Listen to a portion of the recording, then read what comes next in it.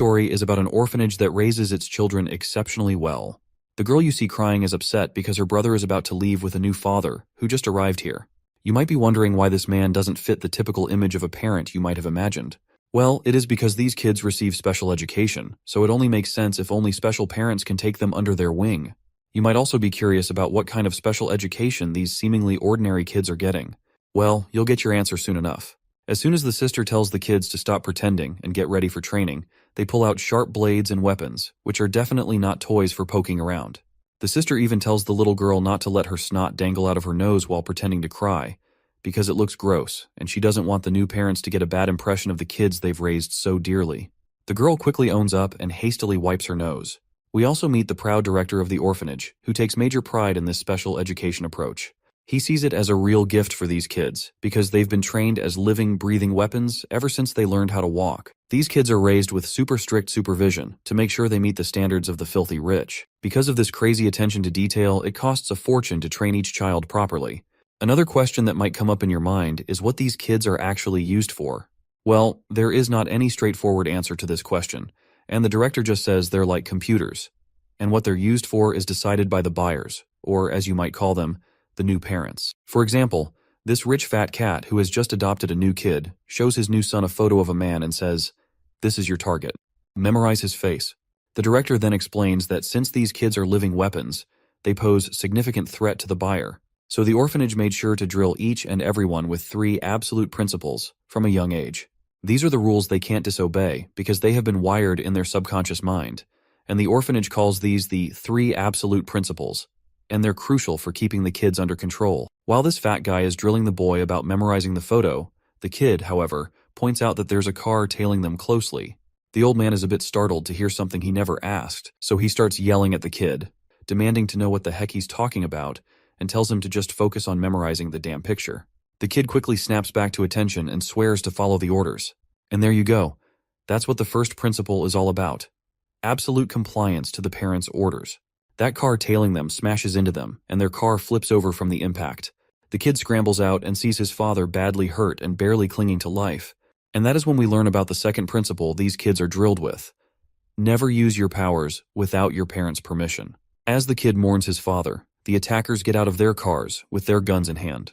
As they cautiously approach the flipped car, they spot the kid crying and begging for help, shouting that his dad isn't breathing. The attackers are taken aback to see this, because they had no idea that there was a kid in the car.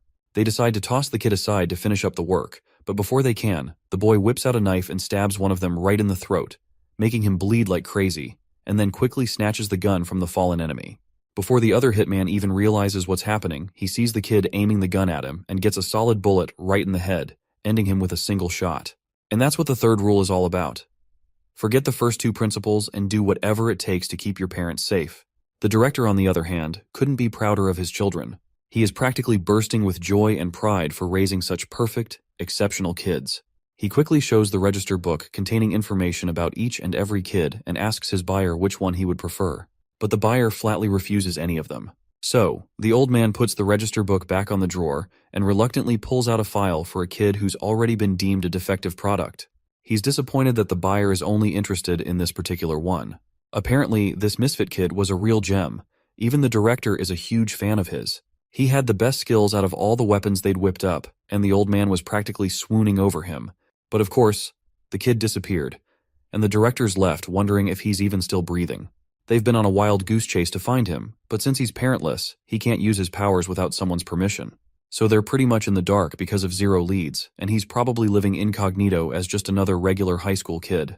Well, it seems like this supposed ultimate weapon is getting pushed around by a bunch of school bullies. After taking a punch from a guy in a white hoodie, he's down for the count, writhing in agony from that one brutal hit. Guess being a top-tier weapon doesn't always mean you can handle a schoolyard smackdown. This guy Yusef with deadpan eyes hovers over our boy, asking him how many points he'd give that punch. The poor guy fumbles out, that's a solid 180,000 points right there. The other bullies in the group high-five Yusef for racking up such a high fist score. Yusef then decides he wants to play further, planning to test his kick to see how many points he can score this time. But before he can walk to our boy Hyunho once again, a blonde dude pushes this blackhead away and rushes up to Hyunho, eager to know how many points his punch can earn. Yusef doesn't appreciate getting pushed by some lowly weirdo, and even Hyunho can tell Yusef is pissed about the blonde's shove. So Yusef silently strolls over to the riled-up blondie, Cyan. When he gets there, he gives Cyan a good old slap across the face, casually saying, "Just paying you back, buddy." No hard feelings. As much as Cyan hates the humiliation of that slap, he swallows his pride and gives a thumbs up to his friend for a solid 180,000-point slap. The guy with the deadpan eyes just smiles and casually walks away, telling Cyan he can buy him a pack of cigarettes instead of flattery. Before Yusef goes, Sion challenges him, promising to fight him next time. Meanwhile, the protagonist is totally fed up with all this nonsense from these ragtag idiots because he knows he could take them all down in one fell swoop. Still, he plays the role of the dumb weakling, and Sion starts choking him, demanding to know if Yusef's punch is actually better than his. Cyan keeps on bullying our boy, treating him like his personal punching bag to vent his frustration, and tells Hyunho to tag along with him for a little while. With no way out, the boy reluctantly follows the rowdy thug and ends up footing the bill for their meal, because, well, Cyan claims he's broke, saying he's all out of cash after running errands for Yusef. Blondie then wonders aloud who would win if he fought Yusef head-on. In response, Hyunho states that he can't say anything for sure. Out of nowhere, Cyan notices the snack shop has the same name as Hyunho, and our guy sheepishly admits it's run by his mom. Right on cue, his mother also shows up and says if Cyan is her son's friend, he can eat as much as he wants. Cyan is genuinely surprised to learn that this is actually Hyunho's mother's shop, and our boy feels pretty disappointed because he had been trying to keep this a secret all along. And he's not sure why his truth had to come out at the hands of this jerk, who's shamelessly running his tongue over his lips, probably looking forward to freeload some more food. Seeing the shifty look on his filthy friend's face, Hyunho grabs his pen, ready to poke a hole in Cyan's eyes if he tries anything sneaky. Just as he's about to make his move, the blondie surprises him by apologizing for not introducing himself properly earlier. He introduces himself as Cyan Park, Hyunho's buddy, and comments that he finally gets why the shop had a weird name. Hyunho's mom chuckles at the joke and mentions that Hyunho told her to keep it under wraps.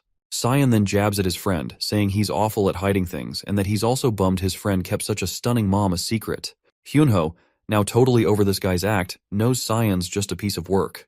To avoid any more nonsense, he tells his mom they need to bounce because other friends are waiting for them. The woman packs up some food in a plastic bag and hands it to Cyan, telling him to share it with others. He explicitly and happily states that all Hyunho's friends are like her own children, so Cyan should not shy away from anything.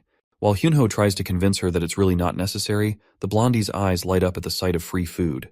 He grabs it without a second thought, completely ignoring Hyunho's internal groans. He is feeling pretty pathetic, internally begging his mom to rethink this, because he knows these guys are just a bunch of bullies, not real friends. Hyunho then pleads with Cyan not to share the food with Yusef or anyone else. Cyan agrees with a smirk and says his goodbyes.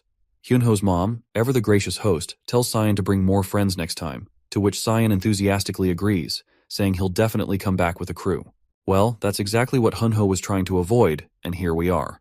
Once Cyan's out of sight, the boy turns to his mom and lets loose, and while fighting to keep his tears in check, he furiously demands to know why she didn't just pretend they weren't related.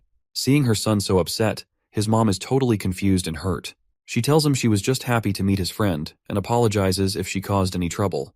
Hyunho, meanwhile, is left questioning the rationality behind his words. He has no idea why he's yelling at his mom, especially when she's apologizing. He's feeling like garbage for acting out. His mom tries to explain that she just wanted him to make more friends, which is why she acted the way she did. Hyunho's hand shakes with frustration and confusion, and he's barely holding himself together. The next day at school, Hyunho sees the same tteokbokki his mom makes, sitting right before his eyes. Apparently, Yusef has figured out that Hyunho's mom runs that snack shop down the street. So, he grabbed a bowl for himself.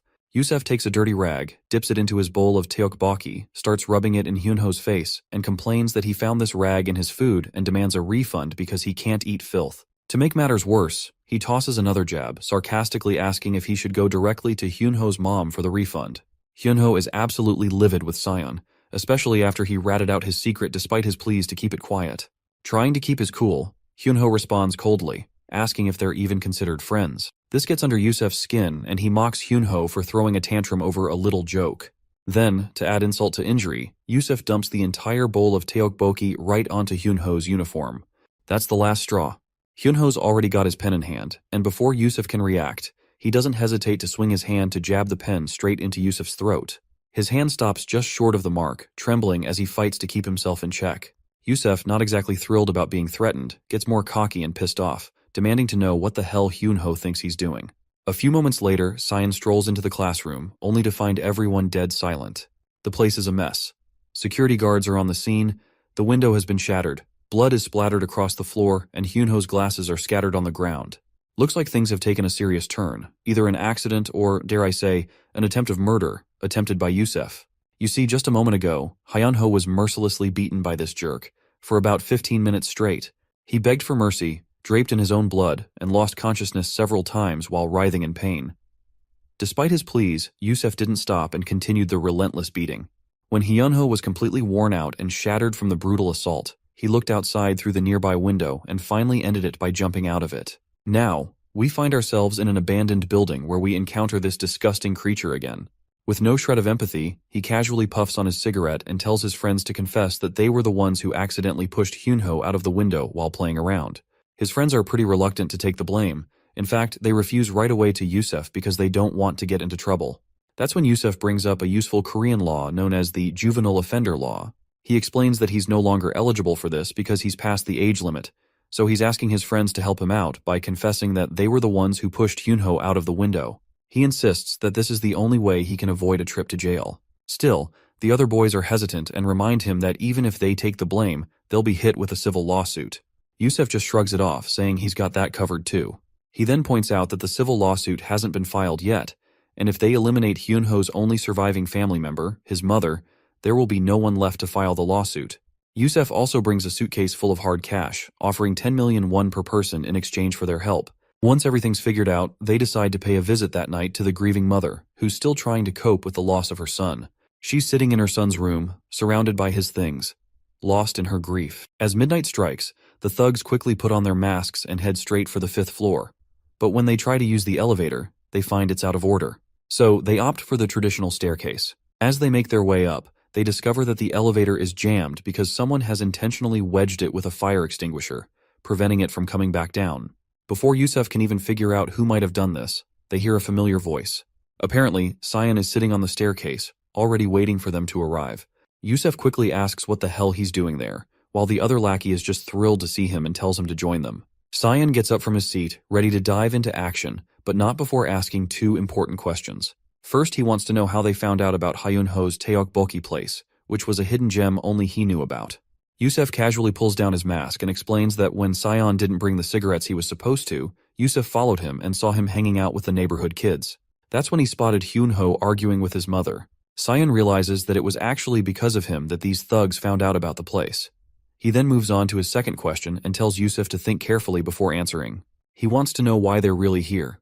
That's when Yusef flexes his big iron pipe and tells Sion they're just here to handle things with Hyunho's mother, to keep her from filing a lawsuit and let her sleep peacefully. He's actually glad Sion's here too, because he's been getting on his nerves lately. Yusef reminds him about the push from earlier and figures out that Sion was just pretending to bully Hyunho, and in reality, he was trying to protect him the whole time.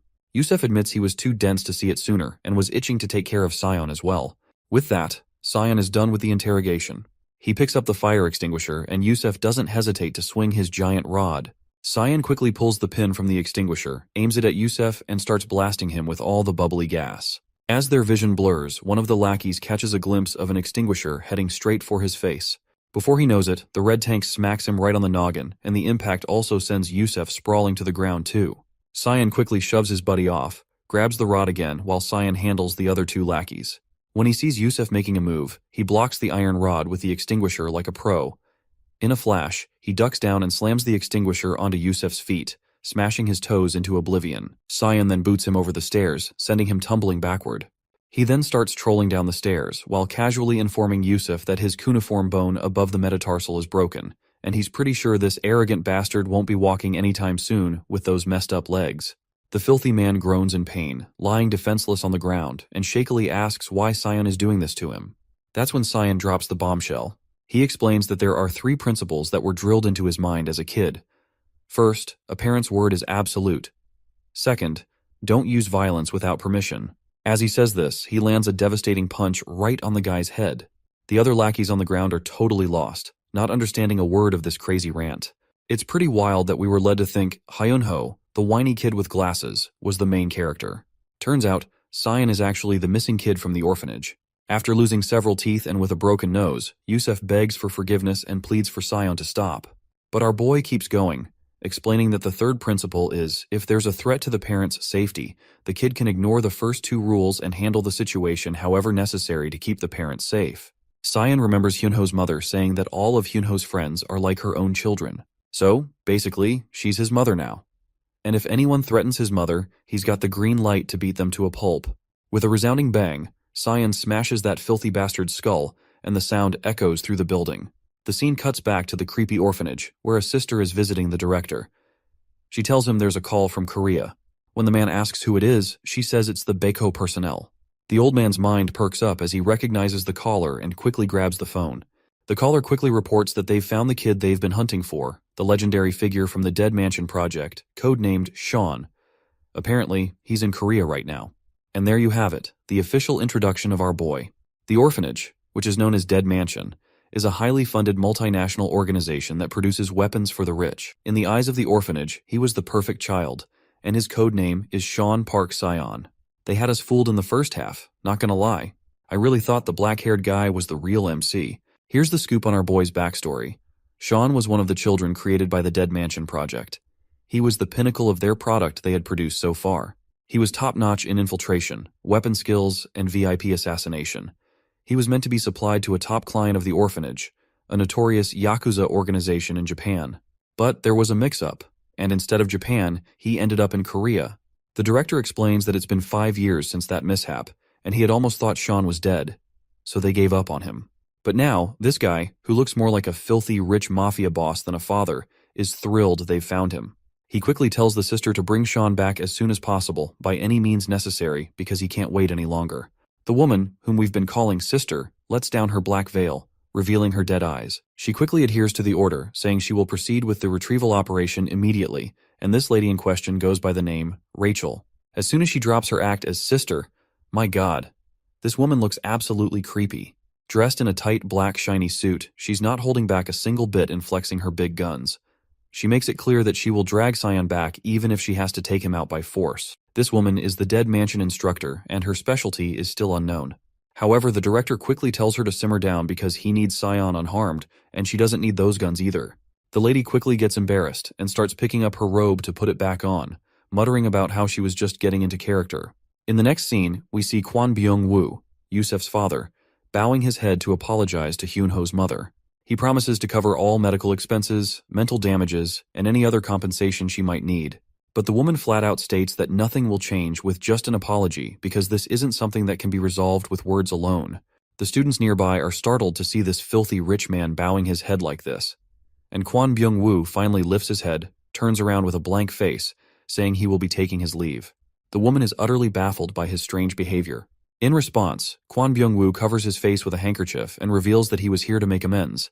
But since they can't resolve anything through discussion, he will leave because efficiency is key in all matters. He then walks forward towards his luxurious Maybach, telling the woman that he also knows other ways to sort out this mess because he's quite the expert in these matters. With those parting words, his car zooms off. He then complains to his manager about how disgustingly stingy and smelly that place was, insisting they tear it all down and build a mixed-use complex instead. The rich man then asks about Sion, or we can also call him Sean, and asks his manager if they have taken care of that kid. The manager lets him know their people are already en route and the secretary will ring them once the job's done. Kwon Byung-woo just nods and heads to Sanlim University Seongsim Hospital. Inside, we find Yusef all banged up, wrapped in bandages like a mummy. He tells his dad the kid who messed him up was no average Joe. He kept rambling about some 3 engraved principles or something. His dad raises an eyebrow, asking if this is the new trend among kids. Yusef just shakes his head, saying he hasn't a clue. Before Yusef can spill more, his dad cuts him off and gives a cold stare to the women and humbly requests the nurse to give them some alone time. Once the lady is out of the way, he slaps his son hard right over his face, just like any typical father. After slapping Yusef's face, Byung-woo lets him have it. What's really grinding his gears isn't just that his son picked a fight, bullied some kids, and caused them to jump out of a window. Nah, what's really bothering him is that Yusef didn't clean up the mess afterward, leaving a trail of evidence behind. He drills into Yusef that the basics of the job are to avoid doing things twice, meaning don't screw up and leave evidence for others to find. Byung-woo tells him to watch his father closely and learn from this chance to fix things. Meanwhile, Sean is taking a beating from a group of goons sent by Byung-woo. The leader, decked out in gloves, watches as his lackeys drag the injured boy from the ground. With a scowl, he delivers a series of stinging slaps to Sean's face, not stopping until the boy collapses from sheer exhaustion. The glasses-wearing thug, looking down at Sean with a sneer, says, "You might have taken down a few kids, but you're nothing against adults." They grab one of Sean's arms, and the burly lackey yanks it straight, holding it firm. The leader then places his foot on Sean's arm and applies all his weight, leaving the poor kid writhing in agony. Before they leave, they make sure Sean knows this is payback for the humiliation and beating he dealt to their young master Yusef. They're leaving him alive just so he can stew over his mistakes. As dusk settles in, Sean sits there, snapping his shoulder back with a sneer. He chuckles at how the goons couldn't even tell the difference between a dislocated and a broken arm, despite their big talk about being adults. The beating he received? Well, it was nothing compared to the thrashings Aunt Rachel used to dish out. Sean's frustrated that he can't tap into his full strength without orders, but he's relieved knowing Yusef won't be bullying anyone else. As he heads out, grumbling to himself, he runs into Hyunho's mother. She recognizes him immediately and asks, "What happened to you?" With a warm hello, Sean greets her and is soon invited to dinner. Hyunho's mother has prepared a feast, urging him to eat his fill. When Sean hears this command to eat, he dives into the food like a wild beast. He is driven by an instinct to comply with the care of someone he now sees as his parent. The mother then gently instructs Sean to drink some water, pointing out that it'll help him digest better. Sean follows her advice, downing the water with a hearty gulp and letting out a satisfied burp afterwards.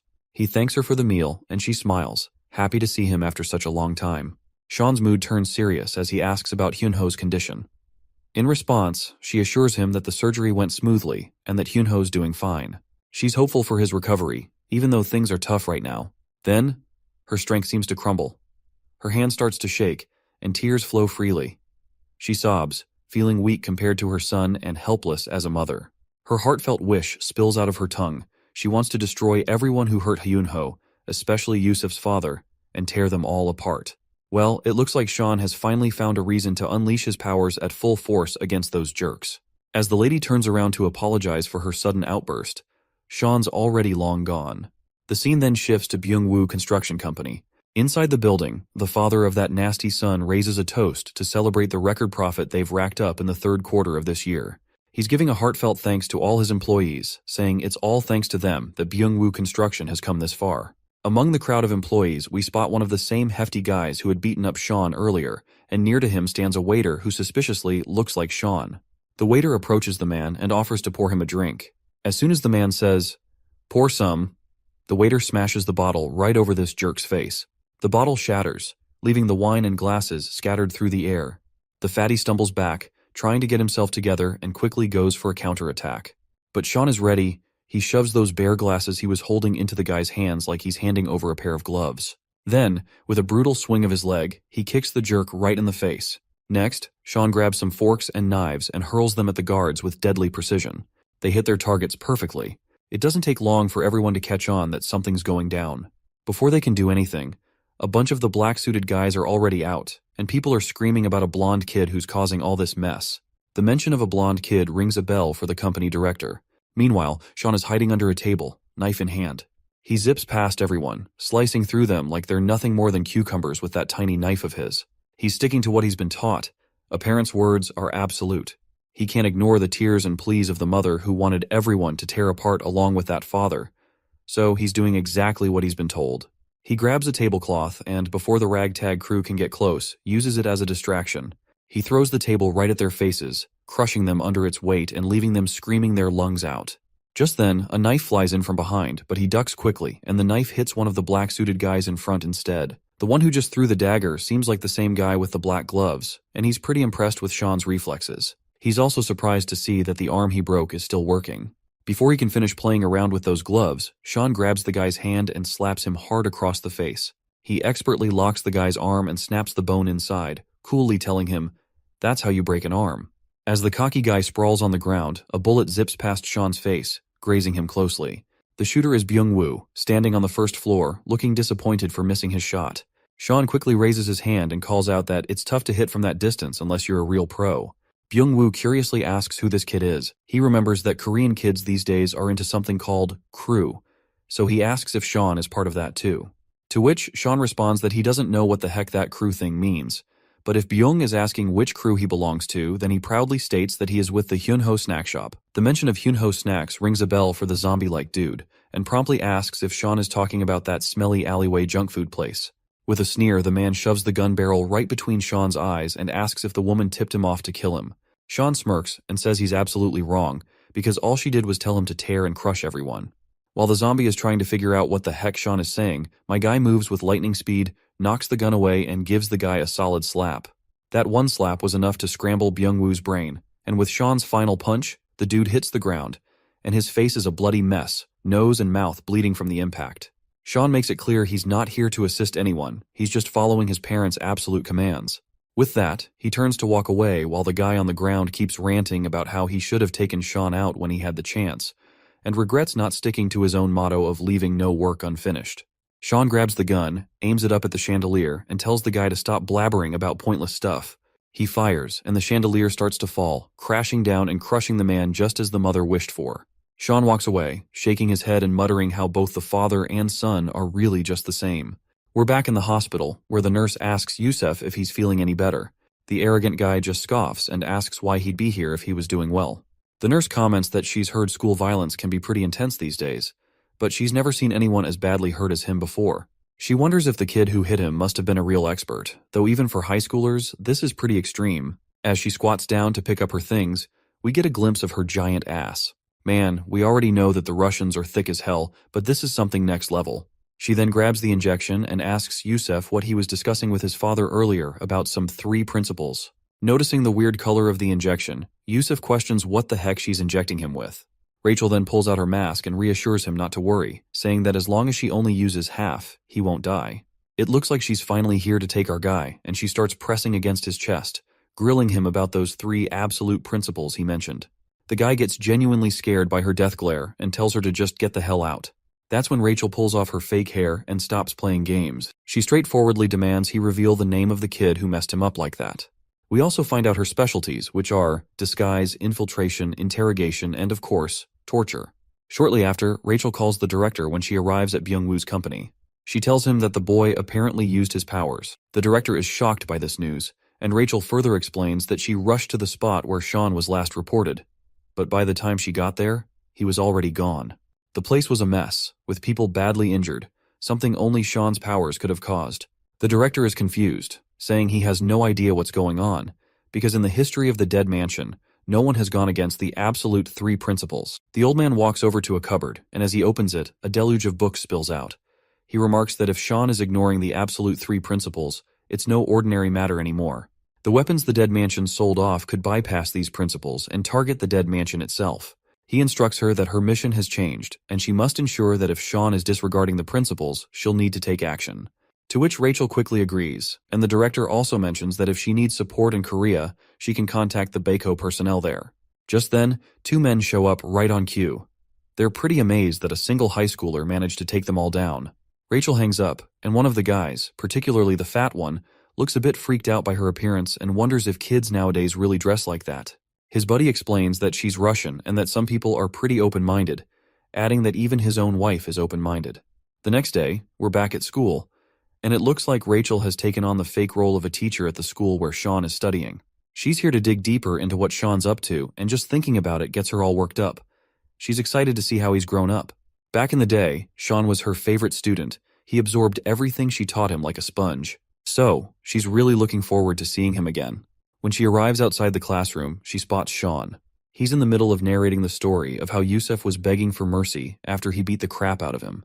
Rachel is completely taken aback by his behavior, and she is having a hard time accepting if this vulgar kid really is Sean. Suddenly, a chubby kid sitting behind Sean gets really pissed off and finally wakes up because of Sean's nonstop rambling.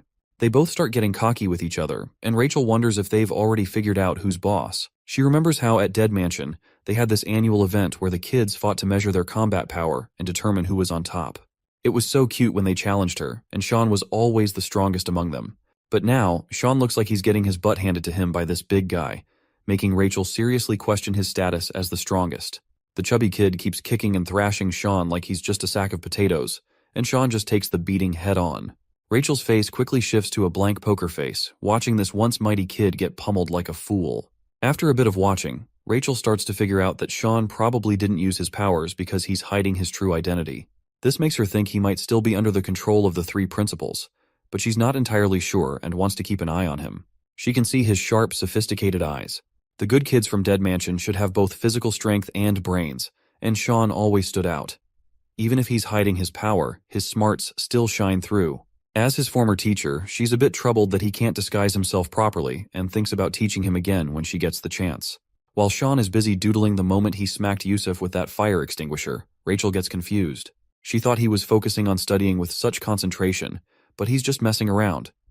So, she gives him a heavy book slam right on his head. In the bathroom, Rachel sits with her head spinning in confusion. She's sure Sean can't possibly be this foolish and starts to think maybe this is someone else who just looks like him. It's hard for her to accept that he might really be this clueless. She decides to change her plans. It's no longer just about the 3 principals, now she needs to figure out if this guy is really codenamed Sean. After class, Sean's head is throbbing. He remembers the teacher usually doesn't hit that hard. Meanwhile, Rachel, now dressed as a student, comes over. But then he hears a familiar voice. After turning around, he sees Hyunho's mother standing there. She's relieved to see him, especially since her bags are weighing her down, and she tells him to please carry them for her. Sean quickly proceeds to carry the bags as commanded. When they hit the snack shop, Sean devours his food like a wild animal. The mother tells him to slow down, and he quietly takes her advice. Rachel starts piecing things together. She figures out that Yusuf is the one who knocked out this woman's son, but she's still not sure about Sean's connection to them. After seeing him eat like this, she's fuming that Sean is just as vulgar as she suspected and is itching to tear this Sean imposter apart. As soon as Rachel takes a bite of her food, she gets a chill and her tongue practically hangs out. She asks for some water after just one bite of the insanely spicy dish. The woman quickly hands over the water and asks if she can't handle the heat. Rachel is stunned, wondering how these folks can torture themselves with such fiery food. She is pretty sure these Koreans are out to assassinate her with this much heat. Sean then tells her to slow down, saying she's being clumsy. That's it. Her frustration has hit the roof, and she vows to take this jerk down. Speaking of spice, she remembers Sean couldn't handle it either. If this guy is really Sean, he should be struggling with all this heat, just like he did back in Russia. She watches his trembling hand, thinking he's having a tough time. But instead, he's giving thumbs up after thumbs up to the lady, raving about how delicious the food is. The woman is happy and keeps feeding him. Rachel realizes he's actually handling all that spice like a pro. She is confused, wondering why he's chowing down on this fiery food like a fool instead of refuting to eating it. Rachel then remembers that Sean helped this woman carry bags with just her one command, and now he's eating without refusing her and helping her with everything she asks for, as if he's following her every command. Seems like she's finally pieced it together. He also would not have killed all those people so skillfully without any commands, and she's sure he was ordered to destroy the Byungwoo construction purposefully. The only person who seems likely to give such orders is the woman he's with. After connecting the dots, Rachel decides to test her theory to see if this woman is really the one commanding Sean. She pays the bill for her food, and while the mother turns to grab some spare change, Rachel sees her chance. She grabs a chopstick and throws it toward the woman. Just as she hoped, Sean leaps from his seat, intercepts the chopstick midair, and grabs the woman by her face. The stool nearby tips over as they quickly vanish. When the mother turns around, both of them are gone. When we finally see them, Rachel can't contain her excitement after realizing that it's definitely Sean. On the other hand, it does not take long for our boy to figure out who she is, telling her to drop the act and stop tailing him like that. Rachel greets him officially and asks why he's hanging out with that woman and why he is following her orders like she's his mom. She is sure that there's no way a rundown snack shop owner could be connected to a top kid from Dead Mansion. Sean stays tight-lipped, so Rachel decides to take action. She grabs his hand, launches him into the air, and slams him down to the ground like a sack of potatoes. I can tell the impact was pretty rough, judging by his groans of pain. Rachel then tells him to stop messing around. It's time for him to get back to the orphanage, because there's a whole line of clients waiting for him. Suddenly, Sean's mind flashes back to the painful memories which had been buried in his mind. He is standing in the middle of knocked-out kids, and he's probably the one who left them out cold during their training. There is also this mysterious woman who gave him the name Park Sion, but he can't seem to remember her. In a sudden burst of shock, Sean blurts out and asks Rachel who this woman in his memories is. Rachel is confused by his random question, but before she can respond, Sean smashes his head into her nose, pushes her away, and gets back on his feet. As she pushes the blood out of her nose, her fury flares up. She demands to know if he really doesn't want to come back without a fight.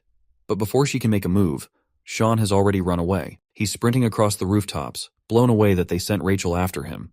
The image of the bloodied woman keeps flashing in his mind, and he's determined to figure out who she is, haunting his memories. Back at the Dead Mansion, the director is having a full-on meltdown over the news that Sean managed to escape. Rachel apologizes, saying he slipped away while she was momentarily distracted. But she also brings some good news. They've tracked down the old woman who's controlling Sean with the 3 principles. Turns out she's the one Sean recognizes as his parent. The director is thrown for a loop. How can an old woman be perceived as a parent? He asks Rachel if the old lady is intentionally using the 3 principles, but Rachel admits she can't be sure yet, and more investigation is needed before jumping to conclusions. The director decides it's best to verify things with the old woman before sending more resources after Sean. After a wardrobe change, Rachel steps out of the bathroom in this old lady disguise, leaving this other old woman confused, who can bet her life that she just had seen a young girl enter the restroom earlier. Meanwhile, the director is busy explaining to us that there are only 2 ways to retrieve a good child from their parents, and we'll learn about the first method soon enough. Back with Hyunho's mother, she is taken aback by the appearance of this elegant old lady. Rachel, under the disguise, sternly advises her to keep her distance from Sean. She introduces herself as Sean's mother, noting that she's often busy with business trips and hasn't paid much attention to her child. Now she's all dramatic about how it breaks her heart that Sean's been eating such awful spicy food. Hyunho's mother suddenly realizes that Sean can't handle spicy food and feels a bit of guilt for making him eat it all this time. It's a harsh wake-up call that she's been feeding him stuff that's clearly not good for him. Rachel is grinning inside, thrilled that this old hag is finally feeling some guilt. This is exactly the kind of reaction she was hoping for. You see, by getting the parent to voluntarily give up custody of the child is the first way to take a child back from the parent. And this is what Rachel is trying to achieve. So, she keeps her smooth talk, saying she understands that Sean listens to Hyunho's mother. So, Rachel tells her that when Sean comes back to eat here, she should sternly tell him never to return and go back home. It's a dirty play on Rachel's part, but it's all part of the plan. If Hyunho's mother tells Sean to go home, he'll take it as an order and head straight back to the dead mansion. Rachel starts to leave, but Hyunho's mother surprises everyone by refusing to say what Rachel suggested. Looks like Rachel's plan isn't going as smoothly as she hoped. Hyunho's mother speaks up, and it's a gut punch to Rachel's plan. She asks Rachel if she's even paid attention to her own son. She reveals that Sean is always covered in filth and dirt, and whenever she asks him about it, he just always says he fell. At first, she used to think he was just being a rebellious kid, but now it breaks her heart. It's clear to her that Sean needs someone who truly cares for him, unlike this rich woman who's clearly abandoned him. As she cries, she admits that she's come to care about Sean and doesn't want him to end up like Hyunho. She's willing to step up and take care of him since there's no one else around. Rachel clearly gets ticked off to hear this, and tries to tear into the old woman, but Hyunho's mom just bows her head and apologizes, saying she didn't mean to come off as rude. She's determined to keep an eye on Sean, no matter what. Seems like Rachel's first plan to snag Sean's ownership didn't go as smoothly as she'd hoped, and she's fuming. As night falls, she calls up the director and spills the beans about the failed attempt. The director seems disappointed to hear this, and he is clearly running out of patience. So, he gave her the green light to proceed with the second method. Rachel, now fully on board with this plan, eagerly agrees and looks forward to putting it into action. With a determined look, she sheds her garments to reveal a more wild side of herself, signaling that things are about to get serious. It turns out that, upon the death of the parent, the child reverts to the ownership of the dead mansion. So, her new target is Hyunho's mother. The scene shifts to outside a mart, where Hyunho's mother is seen shopping for groceries for her shop. And we can also see Rachel lurking in the shadows. She waits for the perfect moment, her finger poised over the detonate button of a bomb. When she decides it's time, she presses it, and the explosion rips through the air. The fire alarms blare and sprinklers kick on, dousing everything in water. But the blast wasn't aimed at Hyunho's mom, because it was merely a diversion. As Rachel's gun comes into view, she takes her aim. Just as she pulls the trigger, Sean swoops in, wielding a pan like a makeshift shield, and the bullet ricochets off his impromptu defense. Sean's face is etched with annoyance, while Rachel appears to be having the time of her life. Sean is amazed to see that the bullet-blocking move he picked up from a game actually worked in real life. He then drops the pan and strides toward Rachel, looking clearly annoyed by her actions. Like, he already knew that she would do something like this, but he reminds her that involving guns and bombs into the mix is just way too much. Rachel just smirks, her gun still aimed at the mother. Sean reacts quickly and shoves the shelf she was hiding behind. But the girl quickly bolts away before that shelf crashes over her. He then takes her by surprise and quickly disarms her with just one kick at her hand. But this girl is not messing around, and she quickly pulls out a dagger and swings at him, slashing his belly. Blood splatters to the ground, or so it seems. In reality, it was just a tomato ketchup tin our boy was holding that got punctured in the process. Sean tosses the ketchup tin away, making her lose her last weapon. He quickly tries to smash her with his knee, but she ducks and shoves his feet, sending him crashing into the shelves. She then asks him if he seriously thinks he can take her teacher down like this. She says she wanted to bring him back unharmed, but it looks like that's not an option anymore. Meanwhile, the mother is still trying to figure out what's going on. And that's when she spots a little kid stuck in the chaos, crying his eyes out. Amid all the commotion, he's sobbing for his mom. The woman rushes over, asking if he's hurt. The tearful kid just says he wants to go back to his mom. He asks her to help him get out of there, but it turns out this little punk is holding a sharp knife. No surprise if he's one of those specially trained kids here to assist Rachel to assassinate her. Back to the senior-junior showdown.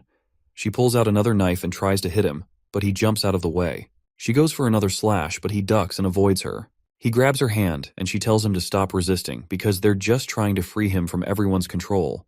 Just then, he gets momentarily distracted, and Rachel seizes the moment. She pulls her hand free and swings her dagger at his face, slicing his cheek with deadly accuracy. He stumbles but quickly gets his footing. He grabs 2 cans from a nearby shelf and chucks them at her face, but she just knocks them away and tells him to let the old hag die. If he does, he can head back to the dead mansion whenever he wants. Sean then grabs a packet of flour and throws it right at her face. She makes the dumb mistake of slashing at the flour packet, sending it floating through the air and blocking her view. While struggling to breathe through the flour, she doesn't notice the scissors coming her way. Thanks to her quick reflexes, she narrowly avoids a serious cut, ending up with just a small mark on her face and her hair slightly trimmed. She quickly steps back, but Sean takes another swing at her. She drops to the floor, and with a crazy grin, she gets back up and comes at him with her blades. Their strengths seem pretty evenly matched. Or maybe he's just better than his teacher now. Before she can figure out her next move, he grabs her hand and shoves her into a grocery cart, leaving her stuck inside like a little kid. Sean gives her a cold stare and asks if she has learned her lesson, but the woman just grunts in frustration. Sean tells her to leave him and his mother alone, then kicks her cart forward, leaving her slamming into the other carts lined up, and he quickly locks her cart with the rest. With a smirk, he tells her to enjoy herself and walks off, leaving her stuck and grumbling. Back to the little maniac kid, he sees his chance and swings his dagger at her chest while she's looking away. But Sean swoops in just in time, leaving the little kid stunned right there. The mother's confused, wondering why he's here when he should be at school and why his clothes are all messed up. Meanwhile, the kid on the ground recognizes Sean as the legend of the dead mansion and figures that if Sean's here, Rachel must have already been beaten by him. The woman explains that this little guy has lost his mother. Sean asks the kid for his parents' phone number, but the kid acts clueless and starts fake crying as he runs toward Hyunho's mother. Sean quickly grabs him, lifts him up, and tells him to stop whining. He then gets close to the kid's ear and asks him if he hasn't learned that sticking out too much just makes people dislike you. He further playfully threatens the kid with some cryptic talk and gives him a little slap, making the dagger the kid was holding drop. Sean quickly steps on the dagger to hide it, and that one slap was enough to knock the kid out cold. After that little showdown, we're back at the dead mansion. The director wakes up in the middle of the night because of an unexpected phone call. Grumbling, he throws on his gown and heads to the phone, hoping for some good news to make this early wake-up worth it.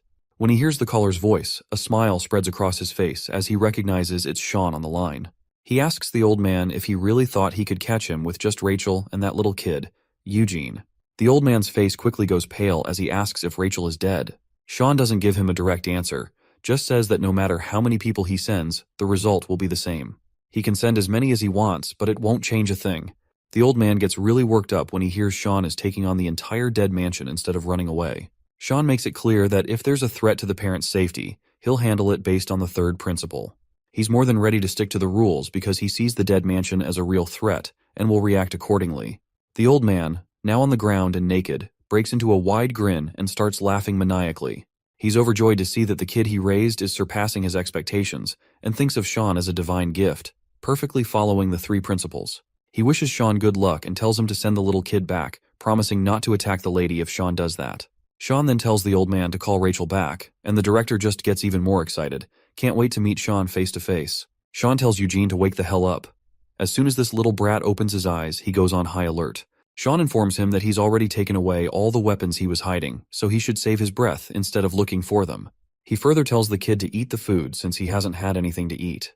Eugene hesitates at first, but soon devours all the food in no time. Once they start heading out, Sean asks if he liked the food. But this moody brat replies, "Not really." Sean cheekily points out that if he didn't like it, he wouldn't have chowed down like a wild dog. While they're bantering, Rachel finally shows up and looks relieved to see that the kid is alive. Rachel quickly calls the kid over and he meekly walks toward her. Sean tells Rachel to take the food and make sure to fill her belly too. But this woman gives him a cold look, saying he shouldn't act so cool and chill because she hasn't given up on him yet. She walks off, saying they'll meet again soon. Rachel then starts scolding the little kid, asking why an annoying brat like him couldn't take down the old woman. Eugene apologizes for failing, and Rachel, annoyed, dismisses him.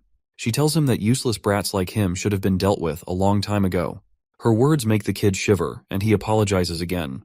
Just then, Sean calls out to the kid from behind, asking if the tteokbokki he ate was tasty, and he is asking this for one last time, so he better question wisely. The kid tilts his head and, with tears streaming down his face, he says it was tasty.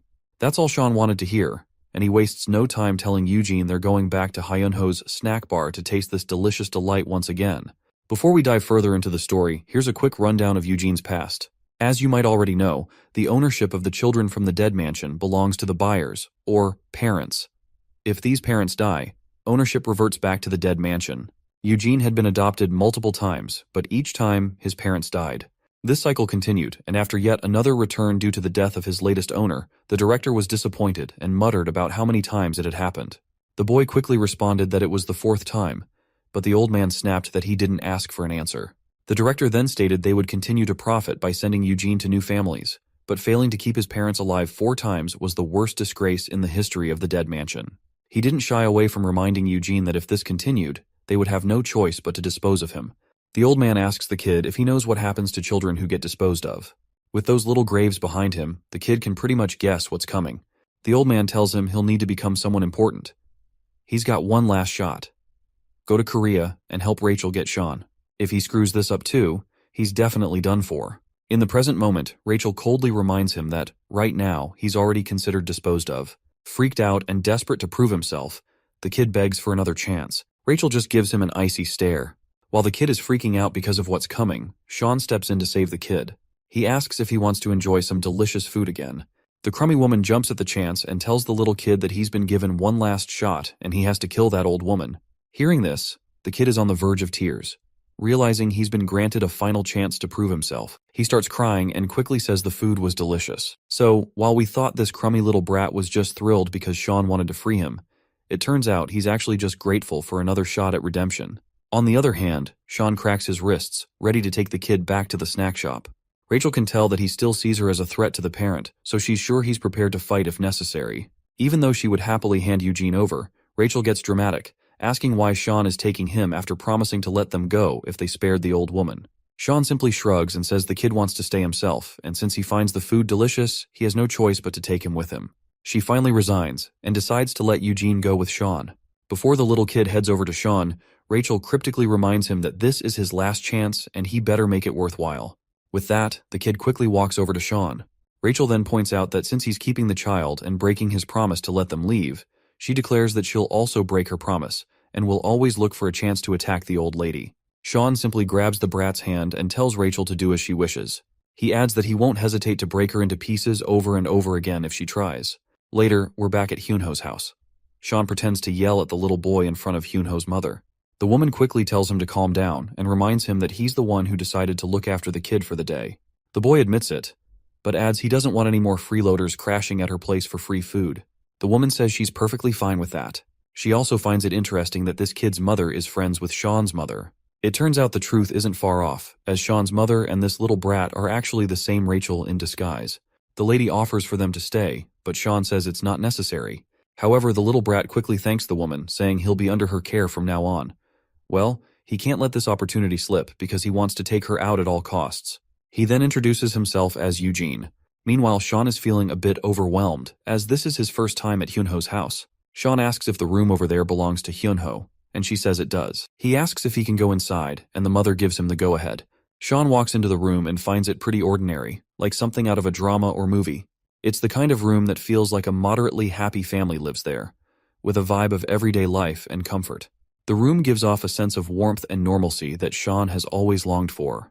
It's the kind of typical family space he wished he could have been part of.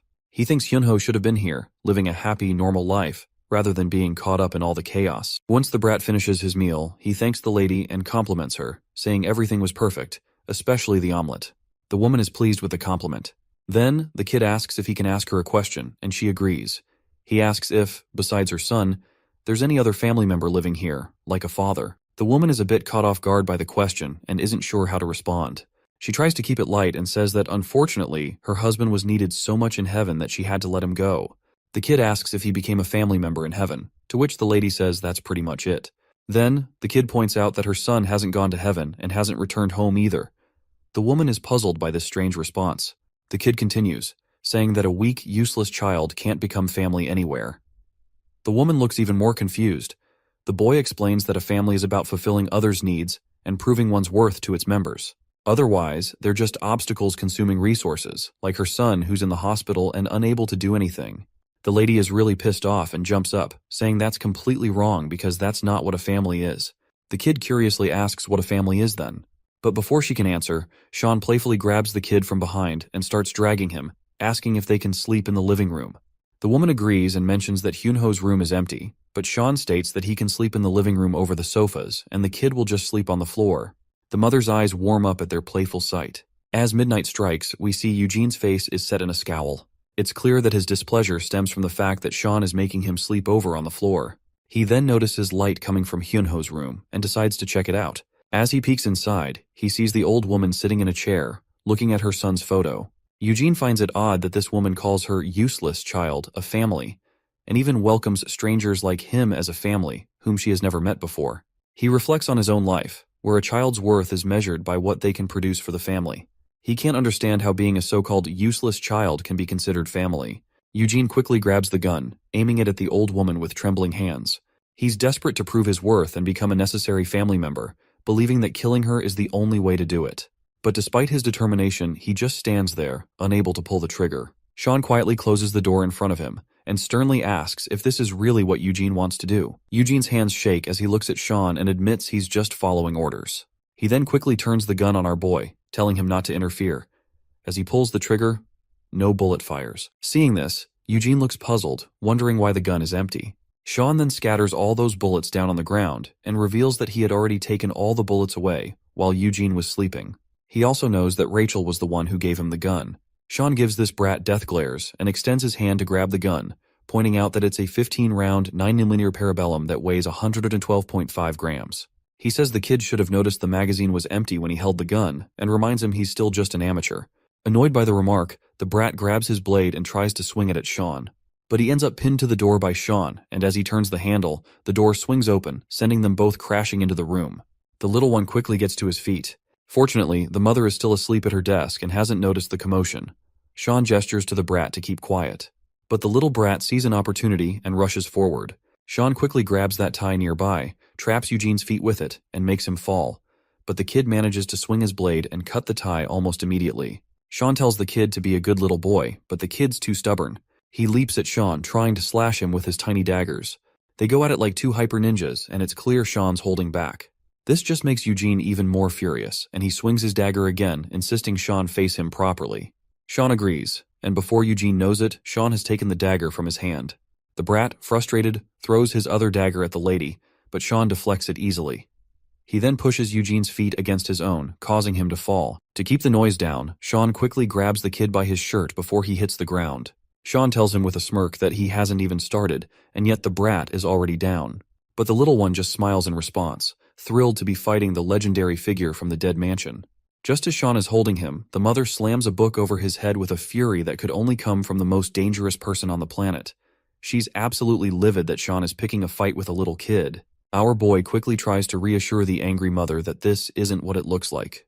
Meanwhile, the little brat grabs the dagger from the ground, seizing the opportunity to strike. Sean gives him a death glare and tells him to stop. Then, Sean quickly grabs the little one by the shoulders, reassuring the mother that they're just buddies having a morning exercise session and that the dagger is just a toy.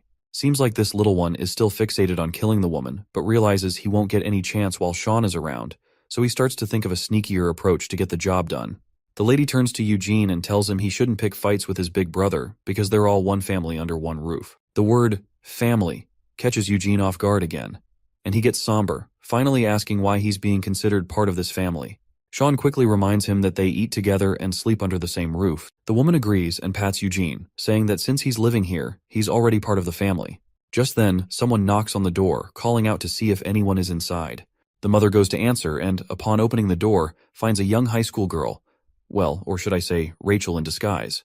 Anyway, she greets the lady as Mother, apologizes for arriving so early, and introduces herself as Marie, Eugene's older sister.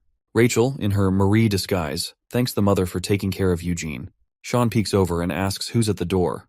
The mother tells him Eugene's sister has arrived to pick him up. Sean recognizes who this sister really is, so he steps outside to greet her. He asks Rachel what brings her here, and she simply says she's here to pick Eugene up.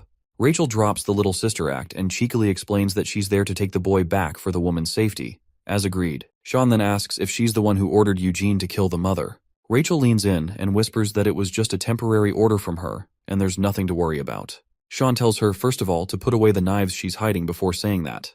She tells our boy not to worry and reassures him that as long as he cooperates, there's nothing to fear. Sean is a bit creeped out by how casually she's threatening him and asks what happens if he doesn't cooperate. Suddenly, Eugene bursts out with a big smile, asking why his sister took so long to get here. He hugs her right away, and she's all dramatic, showing her happiness at seeing him. But while she's being all cheerful, she quietly reminds Eugene that he's failed again and that the director will be pretty disappointed. Eugene snaps at her, asking if she's playing dumb or something. He explains that he hasn't ditched his mission, he's just trying to blend in with these people as family before making his move against the woman. He reminds her that the mother is guarded by the legendary hand of the dead mansion. He might look like an unattractive dumb monkey, but he's no ordinary Joe. In fact, he has fought Sean many times and failed miserably each time. Rachel agrees, saying he really does look like a kind of fool monkey. She apologizes for messing up his operation, but reassures him there's nothing to worry about right now. They're ditching their current mission and heading back to the dead mansion right away. As Rachel extends her hand, the boy grabs it quietly, ready to leave with her. They announce they're heading out, and while Rachel shakes hands for a final goodbye, the little boy turns his head, telling her to let's go, probably because he doesn't want to look at the mother. He starts walking away with her. Just then, the mother calls out to Eugene, smiling and telling him to come back next time, and promises to make him an omelet just for him. The little one looks back at the mother with a touch of admiration, offering a faint smile and a simple nod to show he heard her. The mother then tells Sean to make sure to visit again with Eugene. She promises to cook up something nice for them both. Sean agrees and says he'll definitely bring Eugene along next time. The next day, we're at the school principal's office.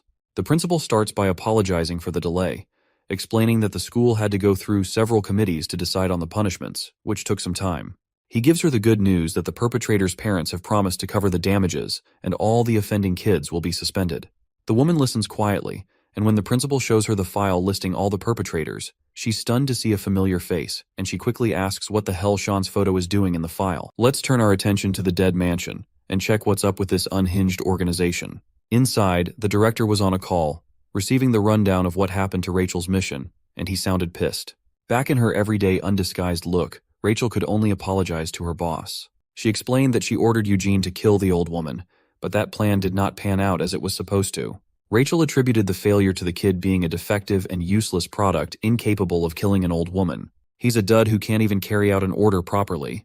The director halted Rachel's angry rant, steering the conversation to what he really wanted to hear. He had already handed down the order to retrieve Eugene and leave the old woman alone, and yet she still went crazy and ordered the kid to eliminate the poor woman. From the director's perspective, Rachel is the one failing to carry out the mansion's orders properly, and you really don't want to disobey this man. She insisted that the only thing she failed at was retrieving Sean.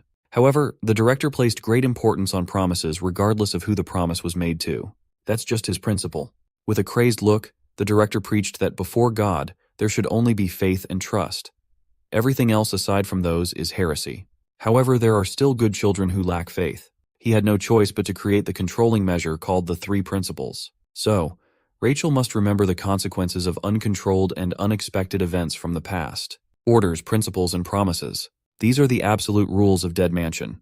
Hearing the director's preaching over the phone, Rachel's faith was stoked. But she was still concerned about the retrieval of Sean. They can't give up so easily. The director has other plans for that in the near future, though. There are many ways to handle that matter without directly touching the old woman and making an enemy out of Sean. Mary, who posed as Eugene's sister, had already started the operation using her multiple smartphones. The very next day, Sean went to school as usual. He looked deathly tired and bored, and the lectures had not even started yet. He noticed that some of his classmates were looking at him differently. There were hints of fear and vigilance in their eyes. Walking to his seat, he casually asked his seatmate what was up and why everyone was acting so weird. Maybe people are just on edge for an exam he didn't know about. Seeing as his seatmate was tight-lipped, Sean got a little frustrated. The first ones to talk to him were the big bastards sitting in the last row of the class. They wanted to know if what they heard about Park Chyan was for real. It turned out that Mary had already propagated photos of Sean choking out Hyunho. It was a pretty blatant piece of evidence that he was a bully. He could quickly tell that this was a low-quality photoshopped image, but for untrained eyes, it probably looked real. When asked where they got the pictures, the big bastards at the back of the class seemed reluctant to spill. After a few seconds of thinking, the three big bastards lowered their heads to apologize, admitting that they were wrong all this time. There were rumors going around that Park Chyan beat up Joseph, taking the guy on as an underling. This ridiculous rumor had already spread all over the school. They were saying that Joseph was terrified of Chyan. There were even reports of him being friends with gangsters. They had all the pictures to back it up, and these photos were going too far. Word is that Chyan ordered Joseph to take care of that Hyunho kid in the first place. Hearing that last bit of rumor made his stomach turn. What are these people talking about now? He tried to vehemently deny any involvement with the tragedy that Hyunho went through, but no one believed his words. Just like that, his name was dragged through the mud in just a single night. No matter how badly he wanted to deny the allegations, no one would believe him. It also attracted the attention of the wrong crowd, like the big bastards in the back row. They were shoving and pushing people around Chyan, trying to suck up to the new big dog in town. The big bastard even threatened an innocent bystander to shut up or end up like Hyunho. Hearing those threats, Chyan stepped in to clamp the bastard's heavy hand. Chyan laughed, playing it off like he was trying to hide his involvement. He then invited the big bastard Sumjin outside to give them the real story of what actually happened. The other classmates were visibly fearful and disgusted by his words and demeanor. But this was the only way he could control the situation. Dead Mansion is really putting him through social torture. He let all the thugs out of the room with the same lackadaisical attitude he always had. As soon as they got far enough, the classroom erupted with muted discussions regarding Park Chyan's behavior. With the attack on his image underway, Chyan had to skip today's classes to dig for more information. He hung out with a bunch of thugs behind the school grounds. He found out that everybody received the photoshopped pictures in the group chat earlier this morning before school. The account just shared the photo, stirred the pot with a few words, and left. Of course, the highest names on the suspect list were those persistent Dead Mansion people. He still can't pinpoint their endgame with this plan, though. For now, he'll play along, acting like he just wanted to lead a quiet school life. But the cat's out of the bag now. He even mentioned transferring to another school again. His mood darkened as he told the big bastards that he wanted to graduate without trouble. He doesn't want to get caught up in pranks like this. He's way past the point of troubling himself with childish problems. He has his hands full with the world of adults. So he tasked the big body bastards to make sure that this matter didn't spread any further. Calling them his crew, keeping this quiet was their first job. Hearing Chyan order them around, calling them a crew, made these big boys blush like schoolgirls. While he was receiving their praise, a familiar figure just happened to pass by the dark alleyway. It was none other than Hyunho's mom. She just saw Chyan interacting with what looked like a bad crowd. This brings us back to the principal's office, where she was trying to deny that Chyan was involved in her son's case. She firmly believed that Chyan and Hyunho were friends, and there must have been some kind of misunderstanding along the way. But the principal had already gotten hold of the infamous photo circulating around the school. In addition, there's a testimony that he hung out with Joseph in the past. With all the available information planted recently, even the principal believed that Park Chyan was the original instigator of this mess. Hyunho's mother sat in that office, her mind reeling from disbelief.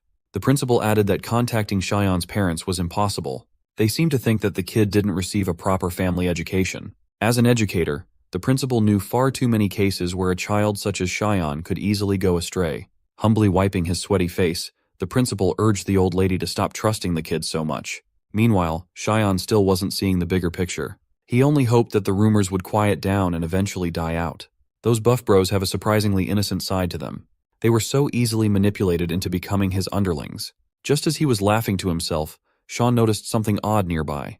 He stopped laughing and asked the figure hiding behind the alley if her name was Mary. She eventually showed herself with a wide smile. She thought she was hiding pretty well, so she wasn't expecting to get spotted so fast. As professional advice, Sean urged her to erase that strong coffee smell before going on a covert mission. This happened in front of Hyunho's house last time too. Mary was quite shocked to hear that the legendary Sean could even catch a whiff of someone's scent from so far away. It was almost creepy in a way. Sean took the opportunity to ask what her deal was, and what she got from making his life more complicated than it already was. But she knew that this young man enjoyed the thrill of it all. She even caught the cool act he showed those buff bastards in the dark alley. Sean cringed a little, not expecting to be under such heavy surveillance. Mary wanted to ask how it feels to be slotted into the top bully position at school. Sean finally snapped. Being in such a negative spotlight wasn't his style at all. He was already popular to begin with.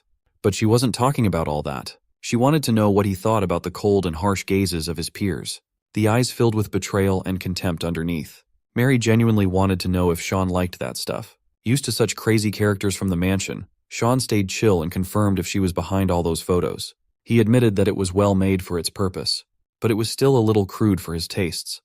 She made a perfect weapon, just good enough to fool the general public. Mary admitted that, given the tight schedule and limited resources, she had to settle for something crude. All Sean was hearing were excuses. Slowly lifting his eyes with a mocking grin, he turned to Mary and said the word, "Scratch." The young lady's smile did not dissipate, but her hand darted into her bag with unprecedented speed. Sean immediately jumped out of the way. His bag suffered 3 gunshot wounds from the conveniently obscured gun inside Mary's purse. He found himself hiding behind concrete walls while trying to pacify Mary. This was Korea. They can't just take a gun out whenever they want. Besides, the mansion's supposed to retrieve him, not kill him. When asked what Mary would do if he was hit, she just laughed and argued that Sean could easily deal with this much firepower without any problems. But in her own opinion, the legend of Sean should just die. She thinks it would be better if they just discard him, not waste more resources for his retrieval. Walking into the dark alley away from the prying eyes of the public, Mary casually tossed her ruined purse away. She was now creeping in with a Glock in her hand. Sean erased his presence, letting the young lady walk deeper into the darkness to find him. Once he deemed the timing was right, Sean pounced at Mary, aiming to remove the gun from her hand. His grip strength was so absurd that the young lady could not make the firearm budge with 2 hands. He slammed Mary right into the nearby wall, hoping to shake her enough to let go of the Glock. But the girl was tough. She knew how to minimize impact damage. More importantly, she knew how to retaliate. Lifting her legs, Mary drew a hidden blade from under her skirt. It was just a tiny knife between her knuckles, but the experience she had wielding such a sneaky weapon made her deadly. Sean immediately protected his vital areas, but he was forced to take Mary's sudden attack. His eyes were as clear as they could be. While moving with zero wasted motion, he asked if this was all she had. Maybe Dead Mansion is really dead now if this is their best. Sean eventually got her in a chokehold, swiping the gun away. He pinned the young lady down on the cold, hard ground of the streets. Keeping her in place with one hand and balling his fist with the other, Mary must have never expected to go down so quickly. Instead of despair, she rolled over with a sly smile on her face. When it came to the matter of being defeated, Mary would like to beg to differ. That immediately became clear when a familiar voice made Sean snap out of his murderous daze. It was Hyunho's mom. She had just finished discussing Cheyenne with the principal, fighting for his name. Now, the young man was out in the street, towering over a young girl, seemingly raising his fist against her. Suddenly, the poor mother didn't know what to believe anymore. This polite young man was supposed to be her son's friend, so why was he behaving like a thug? Mary might be the one lying down on the floor, but she had the smile of someone very pleased with herself. Hyunho's mom finally asked Park Cheyenne if it really was him who hurt her son. Cheyenne immediately sobered up, realizing what his position might look like to those who didn't have the assassination context. Mary was not going to let him get another word of explanation in, though. The young lady played up her distress, getting up from the ground and crying while pleading for Hyunho's mother. Given that they were partly acquainted with one another, the mom asked what exactly was going on with Mary and Cheyenne. No matter how much he tried to discredit her words, he was unable to do so. When the mom yelled at him, calling his full name, Cheyenne was stunned. His obedience made it impossible to go against her words. When she ordered him to stay right where he was standing, he had no other choice but to follow. So, he did not dare move another inch. Balling his fist in frustration, he recalled the 3 principles. A parent's command was absolute. Mary then started pouring toxic ideas into the mom's ears. On that day, when she got Eugene back home, the kid's body was covered in bruises, and they wouldn't talk about the injuries. According to Mary, the kid kept insisting that brother Cheyenne had done it. Recalling that time when she caught Cheyenne wrestling with the kid as Cheyenne made an excuse that they were just doing some morning exercises, it wasn't hard for Hyunho's mom to connect the dots. There was also the principal's assessment and the testimony regarding Cheyenne's link with Joseph. Mary continued that she just wanted to ask Cheyenne about what really happened, only for the young man to lash out and hit her in the process. Cheyenne naturally denied these allegations as much as he could. The dubious Mary was laughing at him on the inside. They might not be allowed to touch Sean's new mother, but there are plenty of ways to get to him without the threat of violence. Sean tried his best to appeal to the mom. He asserted that Mary was a liar, and all it got him was a crisp slap on the face. Sean was speechless. His mom had just laid her hands on him. According to the principals, all Dead Mansion has to do is make the current parent give up on Sean herself. Right now, that's precisely what she was doing. As the upset old lady continued to express her disappointment and anger, Sean feared for her following words. Finally, she told him to never come back ever again. That was the final nail in the coffin. Everything went as Mary had planned. She was quite a genius. As she was about to get into the next phase of her plans, a familiar disguised face made itself known. Her stride was broad and powerful. She commanded an air of confidence and control. It was none other than Sister Rachel in her mommy disguise. It was time for her to swoop in and play the role of the disgruntled parent of a troublemaking child. Lifting her glasses, she sounded like an exhausted mother who couldn't handle the antics of a hopeless child. When she told Cheyenne that it was about time to go home now, the young man was visibly shaken. He did not want to return. Back in the dead mansion, the director flashed his disgusting grin, showing his bejeweled teeth. On the phone, he had just received updates regarding the success of Sean's retrieval. He praised Mary for such an excellent job. The perv was so excited at the prospect of his greatest weapon coming back that he lost all strength in his knees. He kneeled before a painting of the Lord and thanked the heavens for answering his prayers. The director attributed all the success to Mary and her twisted ideas. She made a truly befitting resolution as Dead Mansion's most excellent strategist. Acting modest despite all the praise, Mary insisted that she just did what the director wished for, and she would continue doing so. When the old perv started going on and on about how the legend of Dead Mansion was finally going home, that Sean was finally joining their ranks again, Mary's mood took a turn for the worse. Her next orders were to return as quickly as possible, and she accepted the task without a fuss. On the other side of the room were Sister Rachel and the parentless weapon, Sean. They were busy eating pizza, ice cream, spicy noodles, and all kinds of good food. Rachel commented on how similar their tastes were when it came to food, knowing full well that Sean was just eating whatever she ordered him to eat. On second look, this demonic nun was actually forcing him to eat pineapple pizza with a side of mint ice cream.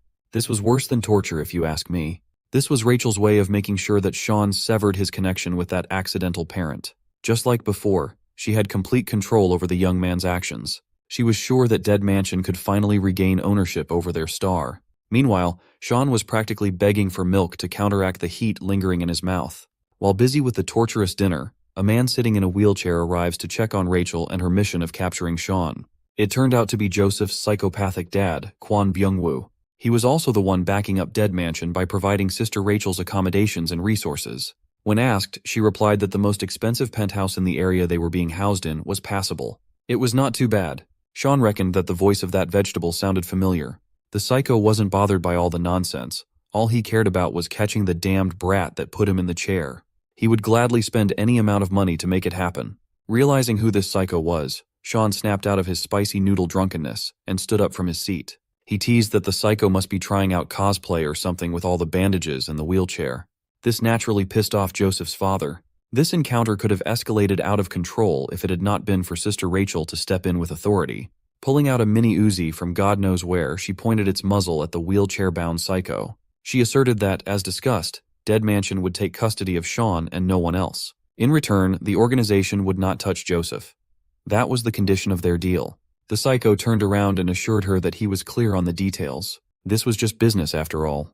Before heading out, the psycho added that Sean was not the only one he was seeking revenge on. Since this didn't concern her at all, Sister Rachel gave the psycho the green light to handle his revenge against other people as he wished. Sitting in front of Sean, Rachel teased that if the psycho guy went on to kill Hyunho's mom as revenge, the Dead Mansion wouldn't lift a finger to retaliate. Sure, the organization promised not to touch the old woman, but they never agreed to a protection mission either. Realizing that Hyunho's mom might be in grave danger without any sort of protection, something inside Sean was spurred on.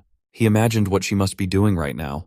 She would be diligently preparing all those delicious snacks to sell. A customer approached the stall and promptly ordered one of her famous rice cakes.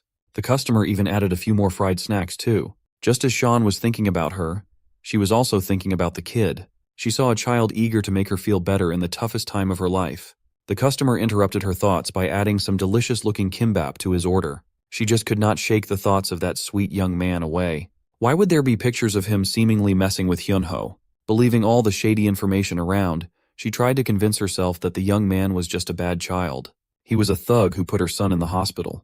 Distracted by everything going on inside her mind, the old lady accidentally cut her finger. She dropped the knife on the floor as the shock of being wounded made her curl in pain. Seeing this, the customer hurriedly entered the kitchen to see if she was okay, as he could see a lot of bleeding. The mother kept insisting that she was okay. With tears in her eyes, she assured the customer and herself that it would stop soon. Mr. Customer calmed down upon hearing that. Then, this bastard started pulling out a hidden knife from his pockets. Gripping the blade while keeping it obscured, the seemingly concerned customer slowly closed the remaining gap between him and the target. He remembered receiving the orders from the boss, so he would not have to worry about the cleanup after the job. All he had to do was sneak up to the old lady and go for the kill, and their partner company would handle everything after that. Just one hiccup though, Hyunho's mom just picked up a phone call. She must have just received massive news as her eyes darted open in shock upon hearing what the person on the other line said. Hyunho's mom hurriedly turned around and ran out of the shop. She didn't even see the man's knife. She just told the customer to eat as much as he wanted free of charge. When asked where she was going, she simply answered that she was heading for her son. It turned out that Hyunho had miraculously regained consciousness. That phone call was from the hospital, notifying his mom that the kid had awakened. Doctors and nurses hurriedly poured into the hospital room to assess Hyunho's condition. The kid seemed responsive, but it was still pretty hard for him to speak. The doctor advised that he take it easy and stop pushing too hard. When asked if he remembered anything before getting hurt, the young man stared at the ceiling and solemnly answered that he did. The last thing he remembered was yelling at his mom and feeling like the biggest asshole for it.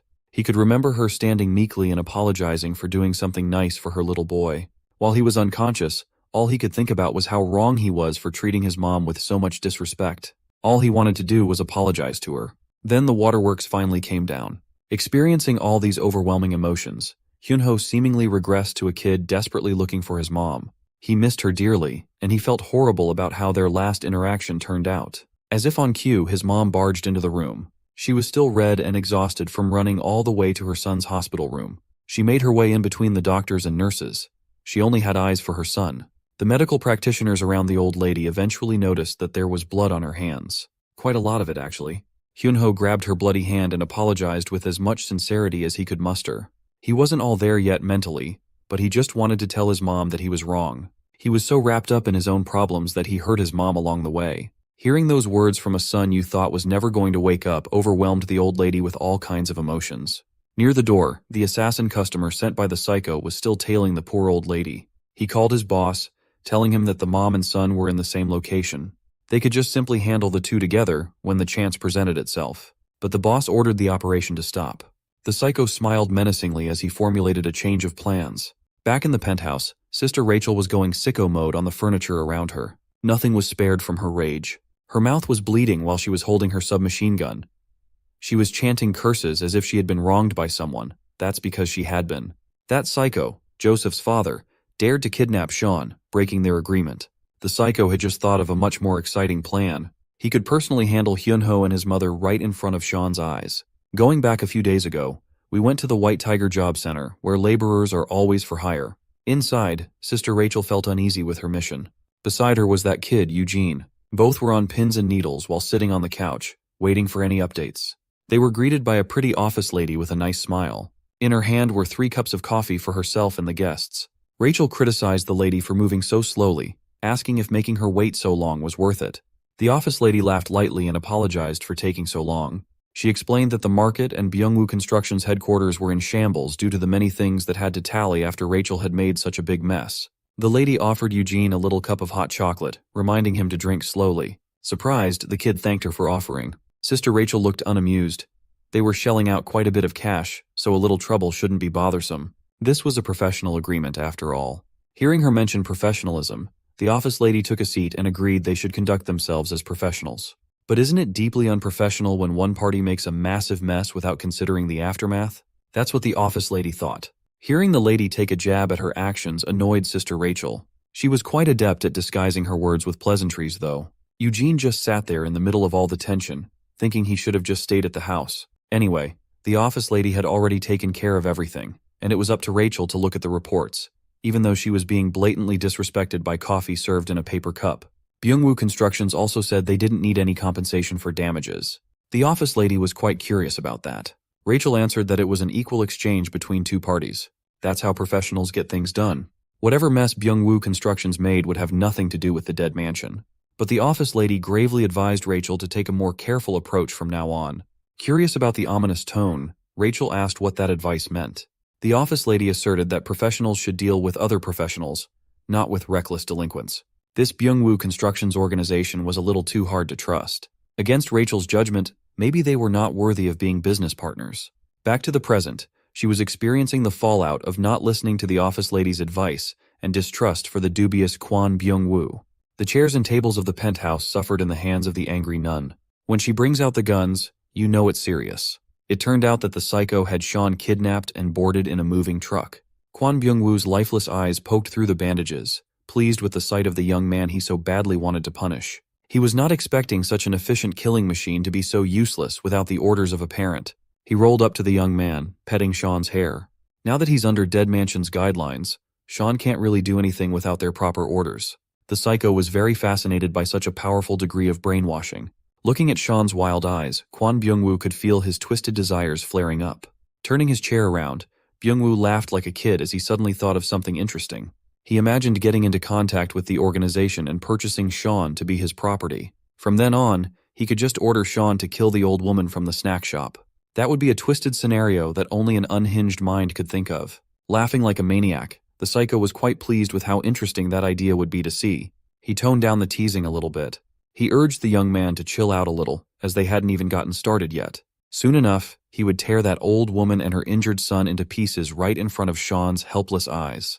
Because of the state-of-the-art brainwashing programming he went through, the young man wouldn't be able to do anything but watch as it unfolds. He can't do anything without orders after all. All he had to do was sit still, gagged and bound while watching the show. Shortly after that, it would be his turn to experience the pain himself. Kwon Byung-woo had already told Sean that he would kill everyone involved in this case. You could say that he's a man of his word.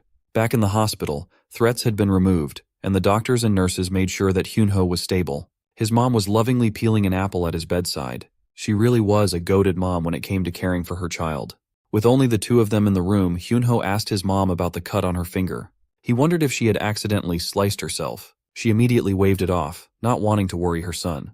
She told him it was just a little nick and nothing too serious. But Hyunho was done with being a shitty son. He knew his mom would always downplay how bad things were. Forcing himself to get up, he wanted to ask around for some bandages. He told her that he should be trying to move around a little anyway. She had to stop him from trying to dash off, promising to get some bandages for her wound. Before exiting the room, she mentioned how stubborn Hyunho was. He must have gotten the trait from his father. Much to the old lady's surprise, the hallway outside the hospital room was unusually dark, devoid of any light at all. She managed to reach the front desk to ask if anyone was in, but there were no responses. Just as she was wondering where everyone went, a man wearing a suit snuck up from behind. Even with a broken arm, the man only needed one strike to render the old lady unconscious and collapsing on the floor. As soon as she hit the ground heavily, the man noted one down on his list of targets. Byung-woo's henchman looked at Sean while he ordered his lackeys to put the old lady in the car first. Mr. Henchman was fascinated by the fact that Sean, the young man who could easily dismantle a powerful organization with tons of security, couldn't do anything without being ordered to do so. Hyunho's hospital room door slid open with an impatient intensity. He thought his mom had come back after taking so long, but what he saw was an injured man riding in with his wheelchair. Kwon Byung-woo looked crazy, as always, as he apologized for taking so long to get in the room. He was excited to finally see what Hyunho looked like. He was looking forward to having a face-to-face with the young man his son almost killed. Unaware of who this guy was, Hyunho felt uneasy and scared. As more men wearing suits poured into the room, Byung-woo casually introduced himself as Joseph's father. He fixated on Hyunho's broken leg, noting how much damage Joseph had inflicted on the poor boy. Byung-woo found all the violence regrettable. He extended his hand to touch the young man's cast as he noted how much it must hurt. This was precisely why he tried teaching his unruly son that efficiency is key to everything. By leaving a witness to the crime half alive and badly hurt, Byung-woo had to step in and do all the dirty work again. Finally realizing that the tree was worse than the fruit, Hyunho froze in his bed, fear taking hold of his mind. A few meters away from the hospital, a woman wearing leather tights all over her body disgruntledly admitted that the office lady from White Tiger Job Center was right. Sister Rachel conceded that she should not have worked with those unprofessional bastards for such a critical mission. In her hand was a zipline gun. Upon firing, the minimal noise barely raised the suspicion of the men inside the hospital room. That did not matter though. She's never been one to prefer a silent and slow operation. Ziplining into the extraction point, the nun smiled as if she was having a blast. Using the momentum from the zipline ride, Rachel kicked the windows open, not stopping until her foot reached one of the third-rate delinquents. At this point, the crazed nun was just yelling about her dear Sean and the disgusting betrayal of Dead Mansion. Kwon Byung-woo wasn't surprised with Rachel's bombastic entrance. He always knew that she would come looking for the golden boy. Watching Sister Rachel cleave through rows upon rows of gangsters was a sight to see. She was supremely skilled in the art of soloing multiple men. With every skillful dodge, she would dish out injuries to the next unsuspecting victim, neutralizing them efficiently. When swinging her blade to rip through a man's flesh, she wouldn't bat an eye. Her smile would only grow bigger. After quickly clearing Byung-woo's gangsters unimpeded, Sister Rachel was finally caught by one of the men's grabs. He repeatedly yelled that he got her, and the boys immediately readied themselves to mount an attack. Rachel became unusually calm as she asked the man if he liked hugging her from behind so much. With her signature disturbed smile, Rachel smashed the back of her head into the grappler's face. That was an easy way to cut herself loose from the lock. Upon freeing herself, the slaughter continued as more and more suited-up gangsters hit the hospital floor cold. Her entire body was a weapon.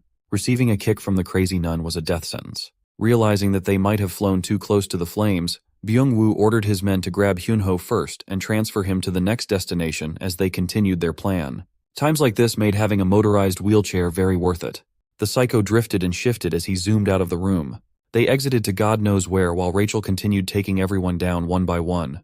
With a hint of impatience in her voice, she asked where the thugs were trying to go. She didn't care about these damned bastards. She just wanted to see Sean again. The only one left to face her now was the henchman with a broken arm.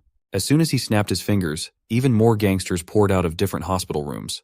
They looked like battle-hardened thugs who wouldn't take it easy against a lone woman. Sister Rachel looked around, realizing that she had stepped into a troublesome trap. From left to right, men wielding big blades surrounded her. Could she even cleave through all these people to safety? We'll find out. She couldn't fathom the reason why they had amassed so many gangsters to help. They looked like a bunch of roaches pouring into the hallway. There was even one whose weapon choice was the iconic chainsaw. After revving it up, the grisly sound of the motor filled the halls. Rachel raised her hands and admitted that she was impressed with them bringing interesting tools of slaughter. Since they were kind enough to show her something cool, it was only fair that she took out her tools too. By tools, she meant the plethora of guns she had concealed under her coat. Taking submachine guns into either hand, she pointed the Uzis at the unfortunate gangsters. Rachel's trigger-happy finger unleashed a rain of bullets while taunting the thugs to come at her if they could. Even the bravest men would hesitate to rush in once they saw their comrades dying on the floor, bleeding out from bullet wounds. The chainsaw guy was still alive. He hadn't moved an inch from his position since earlier. Rachel effectively controlled the situation by doing what she did best: chaos. Since it looked like she wanted to play with guns, the henchman would play along. He did so by bringing Sean out from where he was being stashed to watch. Hidden behind the other gangsters, the henchman fired a gun from his seemingly broken arm. It hit Sister Rachel on her thigh, causing quite a nasty bleed. She did not look hurt, though. If anything, she looked more pissed instead. The crafty henchman had actually used his fake broken arm to conceal a firearm inside the cast for a chance like this. Finally dropping the broken arm act, he assured Rachel that the next bullet would be aimed at her head. Hearing this threat, something inside Sean switched on. Forcing himself to remove his gag, he asked the henchman if he had just threatened to kill Rachel. Before realizing what was going on, a blur was already heading for Byung-woo's right-hand man. Sean had effectively neutralized the two strong men, keeping him captive in one fell swoop, and finally launched a nasty straight into the right-hand man's face, knocking his glasses away. This wasn't supposed to happen. Sean was supposed to be a useless hostage if no new orders were issued. What they did not take into account was the fact that he currently belonged to Dead Mansion itself. The henchman had just threatened to kill a trainer of Dead Mansion, and it invoked one of the three principles.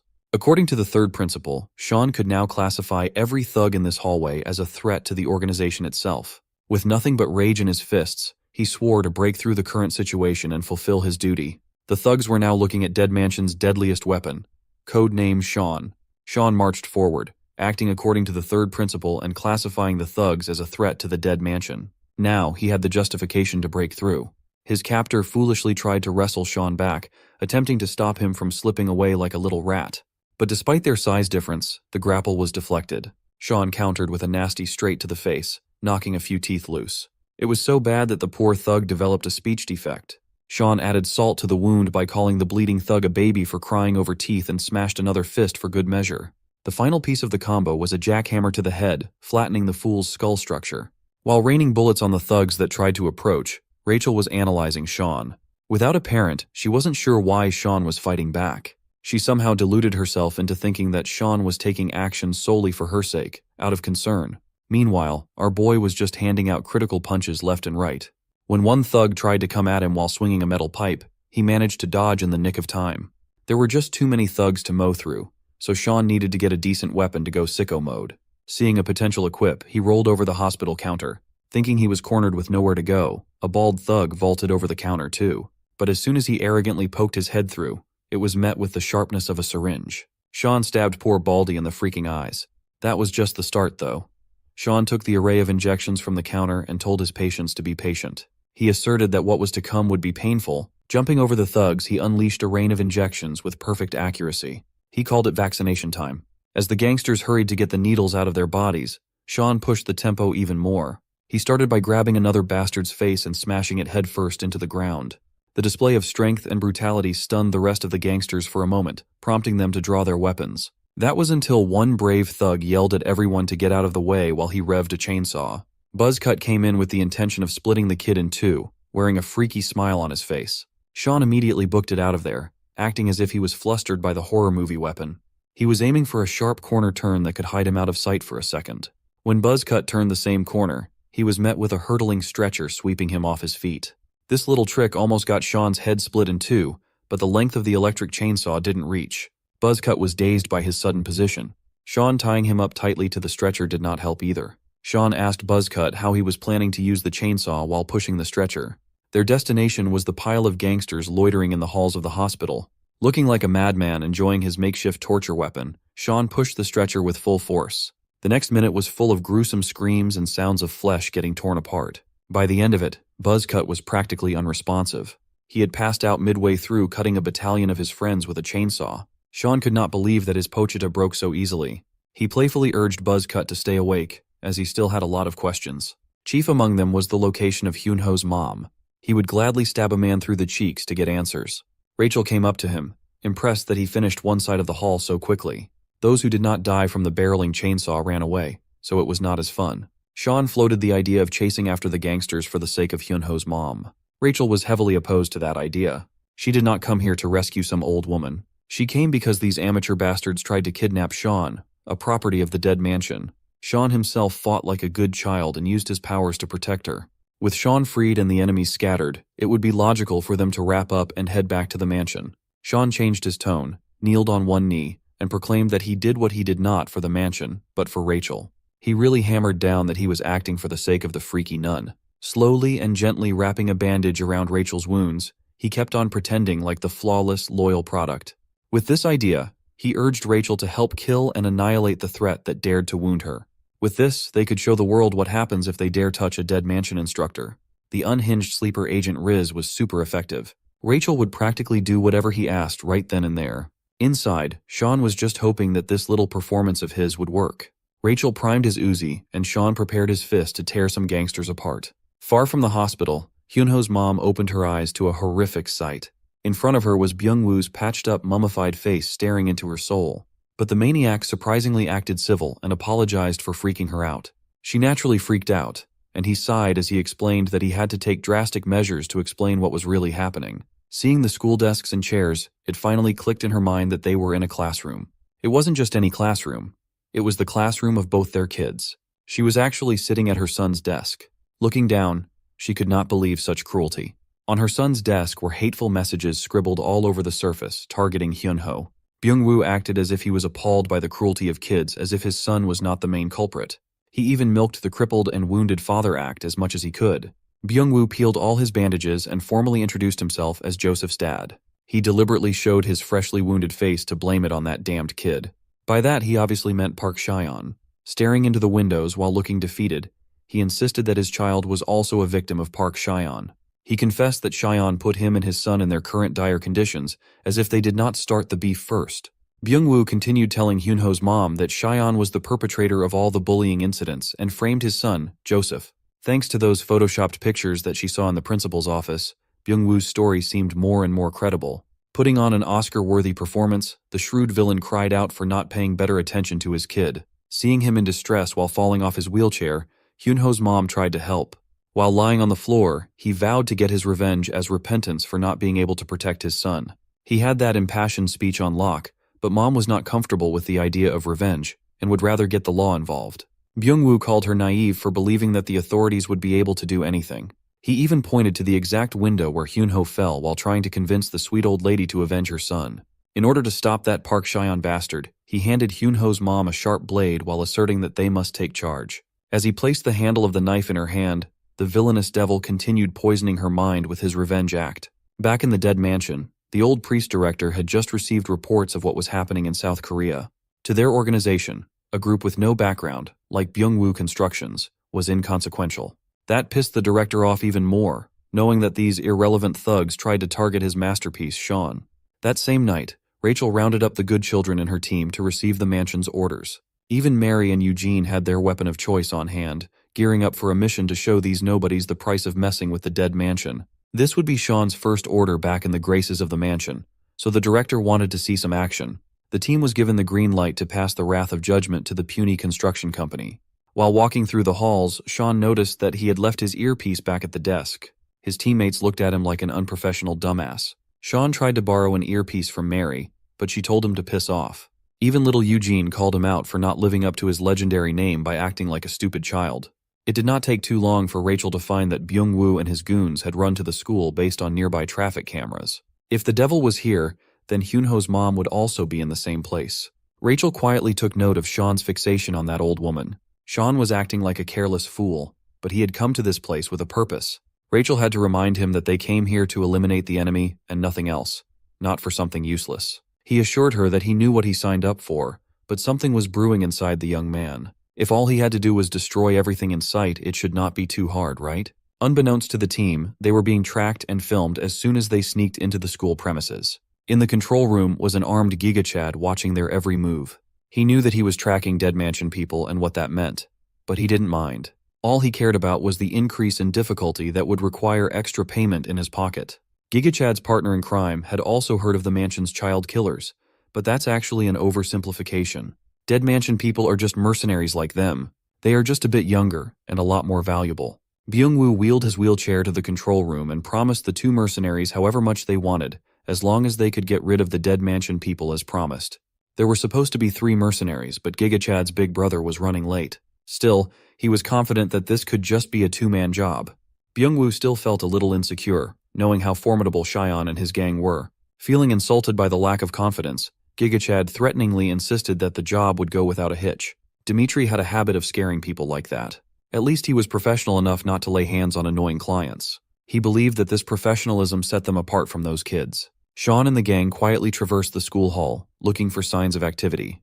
They had not heard a peep and had not seen a single gangster, but their tracking should be correct. Mary found it strange that none of the CCTV cameras inside the school were working, though. Eugene suggested that they split up and search to cover more ground, and they should be able to handle amateurs by themselves. Rachel liked the idea, and they split up. Mary took the security room as her side so she could work on bringing the cameras back online. Rachel reminded everyone to stay in contact with their earpieces in case a problem arose. The 3 quietly laughed at Sean for forgetting his earpiece like an amateur. Since it could not be helped, Sean was stuck following Rachel instead. Eugene chose to search in the new building.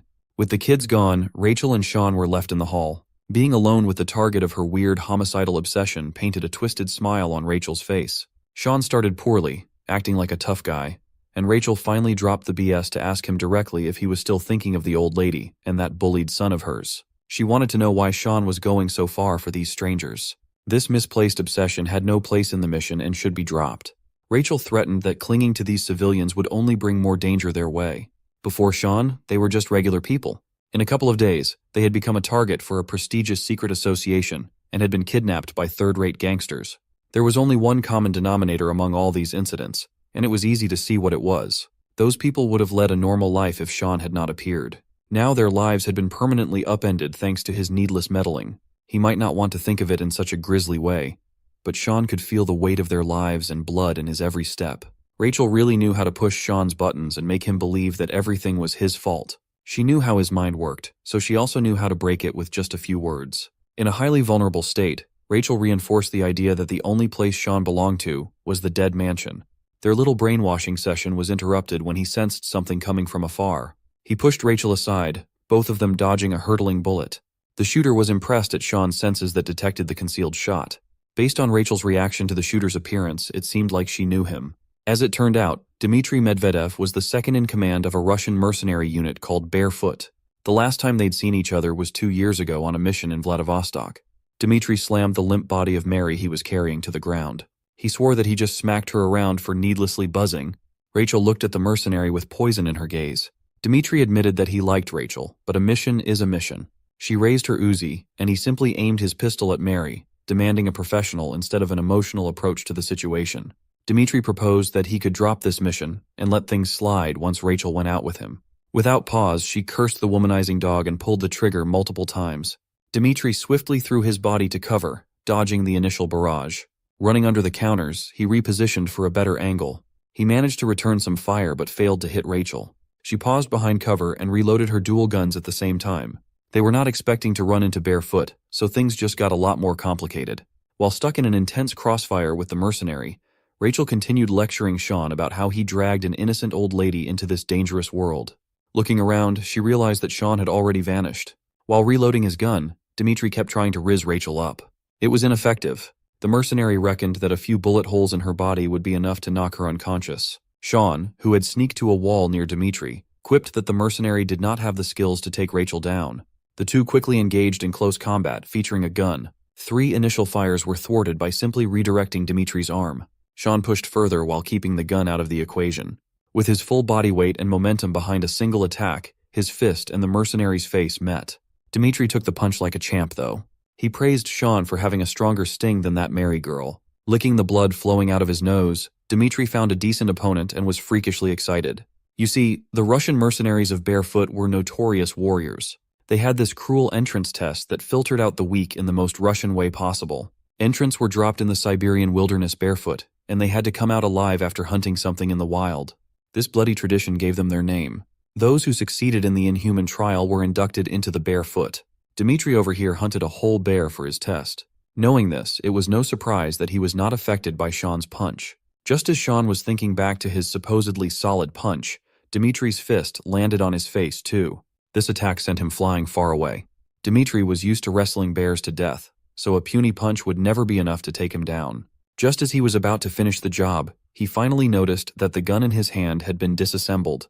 The only window of opportunity Sean had was midway through taking the punch, yet he was able to remove the gun from the equation handily. Now Dmitri was seeing what the fuss about Dead Mansion kids was really about. Sean still had no clue how to overcome the difference in their physiques. Taking another gun out of a holster, Dmitri aimed behind Sean's cover. He had a clean shot but was forced to dodge when Rachel popped out to shoot at him. Dmitri playfully bantered with Rachel while sneaking his way to cover again. If she saw as much as the top of his head poking out, Rachel promised to put 3 new holes in it. The mercenary joked that hearing such threats made his heart flutter for some reason. This could have been an easy 2 versus 1, but Dmitri had some backup. Rachel almost got clipped by Byung-woo's gangsters, now with proper protective gear and firepower. The annoying bunch was back, and she was forced to get under cover too. Mary had also regained consciousness and was struggling to speak clearly due to her injuries. She finally managed to blurt out that there was another mercenary roaming the school. It was brief, but she managed to see the other guy through the cameras. The blue-haired punk mercenary found himself in the new school building. In there, he invited little Eugene to play a little game. Sensing danger, the kid immediately prepared to take action if needed. Blue Hair continued acting as though he was a friendly guy with a bright smile while unzipping his huge bag. Dmitri was not proud of relying on extra muscle. He would rather take the targets out by himself. Sean had recovered enough to stand upright and tell Rachel to go to Eugene, as the kid would surely be in danger against another mercenary. As for the giant bear slayer, Sean wanted to go toe-to-toe in a 1 versus 1. He wanted to return all the hits that he had taken so far. Rachel tried to talk Sean out of such a reckless idea, but the gangsters waving their guns outside made it impossible to intervene. Thankfully, the idiots were not used to firing guns, so their aim was dog water. Annoyed, Rachel returned fire and wasted every dumbass thug along the way. Those hit either died or suffered serious damage, while those who remained uninjured were too scared to fire back. Sean was dead set on taking on Dmitri solo. He was determined to prove that his legendary title was not just for show. Rachel finally conceded and carried the injured Mary out of the hall. She ran while picking off pursuers as if she were playing zombie mode. Dmitri did not like that at all. He was really into Rachel. Sean punished that little slip of attention by landing a hook to the face. Dmitri tanked the shot and primed his own fist for a counter. It was a monstrous straight that felt like it could blast a hole through a person. Thankfully, Sean reacted fast enough to dodge. Dmitri does not like being interrupted, especially when he is trying to rizz up a baddie like Sister Rachel. Sean was having a difficult time dealing with the heavy bear-killing punches. The best he could do was parry. But Dmitri was a seasoned fighter. He knew how to deal with poor defenses. He could always just use the difference in sheer force to tip the scales in his favor. Sean was able to put his guard up for the last attack, but the punch mysteriously made his arm bleed with a massive wound. The mercenary used the gun he took apart earlier and jammed the hunk of metal into his flesh. Sean insulted the big man for still using petty tricks, given his size. But all is fair in a fight to the death. He preferred the term strategy. Sean asserted that the use of such petty tricks was the exact reason Rachel would never play with Dmitri. At first, the big man was insulted, but then he was impressed by Sean's effective taunting. Still, you could see that being called out was irritating the mercenary. Sean just happened to find a sore spot in Dmitri's nerves. He really liked Rachel. He liked her enough to abandon all tricks and run up to Sean like a giant freight train, ready to tear the kid to pieces. As usual, Sean kept his eyes open and parried the first strike. And just like before, he was sent flying out of balance as the impact was too much. This time, he left 2 pens stabbed in Dmitri's arm. They were lodged deep in there, and the bleeding was quite serious. Still, this was child's play for the veteran mercenary. It only pissed him off even more. With anger came an increase in speed that Sean struggled with. While the big man chased him with fists balled up, Sean threw his jacket out to cover Dmitri's line of sight. When the big man waved the jacket away, Sean was nowhere to be found nearby. He noticed that a supposedly closed door was ajar and locked in. Dmitri licked his lips like a predator hunting his prey. Sean hid in the random office he found while lamenting his decision to take on a Russian monster on his own. He asked himself why such a beast would come to such an inconspicuous place, but he already knew the answer to that. It was because of him. Everything that had happened was because of him. Vile elements just kept flowing into this place due to his presence. Maybe he really was responsible for the ruin of normal people's normal lives. Maybe Rachel's brainwashing technique was way too much to shake off. Nevertheless, this helpless and powerless situation made Sean angry. It was not the loud kind of anger, but the more terrifyingly calm type of anger. Dmitri kicked the door open, eager to finally end this game. Sean ignored the boisterous big man as he stood up and accepted that Rachel was somewhat right. If he had not come here, there wouldn't be an elite mercenary wreaking havoc on a high school campus. Hyuno's family would have been fine too. Sean accepted that he contributed to the reason for things turning out like this, but that only fueled his desire to end this chaos with his hands too. He could not just sit, hide, and cry because it hurt. Dmitri sensed the change in the young man's aura and immediately stopped messing around. Knowing that he must end it quickly, Dmitri lunged with his combat knife. Sean calmly dodged without an ounce of wasted movement and responded in kind by breaking Dmitri's arm, literally reversing the big guy's elbow. He did not even see the hands that broke his arm with how fast it happened. With the threat of the knife neutralized, Sean used Dmitri's leg as a jumping pad. Sean scaled the giant and eventually planted his knee deep into the mercenary's nose. For once, he could be the one to call the big guy a twerp. The hit was solid and clean, but Dmitri was one tough nut to crack. He finally acknowledged Sean's name, showing respect to a formidable opponent. His nose bled, and he got another freaky taste while looking at the locked-in version of Sean. Let's rewind time to 2 years ago in the infamous Vladivostok mission, where Dmitri was commissioned to stand by outside a stronghold. Sure, he got a good rate for the mission, but he was just a glorified designated driver. It irked him even more that he was picking up little brats in the middle of the night. Hearing his complaints, Rachel corrected him for labeling the kids as brats. She preferred to call her little angels the good kids of Dead Mansion. They were perfect products. Dmitri was a lot more inexperienced and rough back then. Ignoring the driver, Rachel ordered the kids under her care to get in the vehicle one by one before the explosion. Just as young Dmitri was about to ask what this explosion business was all about, the grand stronghold behind him burst into flames. As he looked at the burning stronghold, Rachel urged him to get his ass on the driver's seat quickly. He followed suit and asked if Rachel caused the explosion. She simply answered that it was a product of the kids' hard work. She turned to the children and asked if the trip was educational. They single-mindedly confirmed. Then came the criticisms. David missed a lot of shots, most likely due to an issue with the gun. Rachel urged him to maintain his weapon in top condition. Amy's acting needed some work as she tended to mumble her words when the stakes were high. Tom was supposed to be the covert guy, but his footsteps were audible while sneaking in. As for Eddie, Rachel simply ordered him to throw the candies he took from the meeting room, as professionals should not leave any tracks that could be traced back. Hearing all these ridiculous criticisms, Dmitri laughed at how absurd it sounded. Just as he was about to light a quick cigarette, Rachel's eyes narrowed and stopped him. Breaking the cigarette, she insisted that secondhand smoke would be bad for the kids. Rachel was quite disappointed that this little brother of Barefoot's leader, Bare Knuckle, did not seem very knowledgeable about the industry. Just as he was about to protest being insulted, Dmitri was stunned at the sight of the psycho wearing a skin-tight latex nun costume while tying her hair up. From that point forward, Dmitri had been smitten by Rachel's psychotic charm. Being young and inexperienced, he tried to hide it at the time, even though his face was blushing like a ripe tomato. Changing the subject, he asked where she got her scar. Dmitri even jokingly asked if one of the kids in the back gave it to her. Running her hand through the mark, she insisted that she got the scar while training Sean, the legend of the dead mansion, Sean. Even back then, Rachel had non-stop praise for the organization's masterpiece. At a young age, Sean was branded as a genius in their field, the perfect product. At that time, they were still clueless as to where Sean ended up. In fact, they were so desperate to find him that they would gladly get any information related to the kid. One of Sean's identifying marks was the word 1 tattooed on his back. Back to the present day, seeing a glimpse of Sean's tattoo reminded the big guy of his conversation with Rachel 2 years ago. While popping his joints back into their sockets, Dmitri gave his praise to Sean's skills. As soon as the bones were back in their right places, he ripped his shirt open to have a man-to-man duel with a formidable foe. Dmitri Medvedev, also known as Grizzly, Barefoot's second in command, was ready for a real showdown. He lunged in with a knife in hand, and Sean ducked to get out of the way. The forced movement got him trapped in the big man's grip. While firmly held by the back of his neck, Sean was forced to eat a knee strike to the stomach. He gritted his teeth through the pain and did not budge. Sean bashed his head against the big man's chin, stunning Dmitri for a second. He had enough time to reset and get out of melee range. Unfortunately, the knee strike fractured a few of his ribs and caused quite a bit of injury.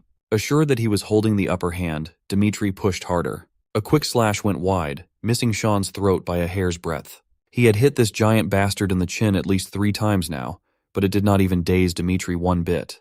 His intensity and the quality of his attacks were not dropping at all. Finally, Sean was pushed with his back against the wall. Even that wall was not safe against Dmitri's freakish strength and knife skills. Still, going this long without landing a killing blow was making him a little impatient. Dmitri wanted that intense and murderous Sean from earlier to come back and face him like a man. His next stab was met with a metallic sound and a question. Did Dmitri ever receive a reward when he was young?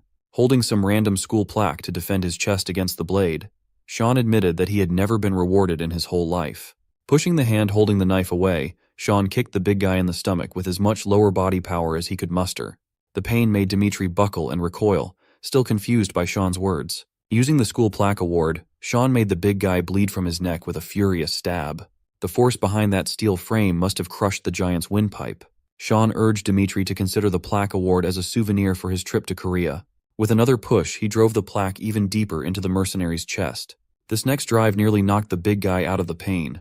With that, the man-to-man one-on-one was wrapped up. Stretching his fatigued arms, Sean wondered if he should meet up with Rachel and the rest immediately. Suddenly, he noticed something that caught his attention from his periphery. Unbeknownst to Sean, Dmitri's throat and chest might be damaged badly, but the grizzly still had enough strength to grab some golf clubs.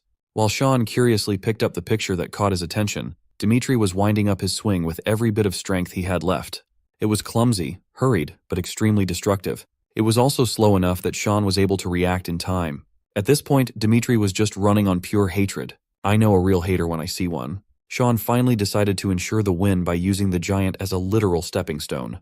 He climbed onto Dmitri's back and started choking the mercenary out. Sean urged the big guy to give in unless he wanted Rachel to hate him more. Physically and mentally at his limits, Dmitri's bloodshot eyes finally closed, and his grip on the golf club loosened. Dmitri's limp body hit the floor knees first while all consciousness faded. Sean happened to find his own picture in a loose school case file. He saw a few of his pictures and a few other things. In the new school building, Eugene had just reached the swimming pool area in search of gangsters to mess up. His discreet search was interrupted by the blue-haired punk joining him to look in the pool's water. Realizing that he did not feel this man approach him at all, Eugene hurriedly jumped to a safe distance. Enemies that could hide their presence at this level are not to be looked down upon. One thing for sure was that this punk was not your average person. Eugene made the smart call and reported back to Rachel using the earpiece. The punk just laughed and confessed that he had already set up a disruptor so calls wouldn't be able to go through. Instead of dealing with pesky backups, the punk would like to play instead. Seeing as the enemy seemed like an experienced pro, Eugene's game plan was to avoid a head-on fight. He still had one ace up his sleeve, no matter how shameless it was. Deciding to use this card, Eugene started loudly crying like a normal child would while apologizing and acting cute.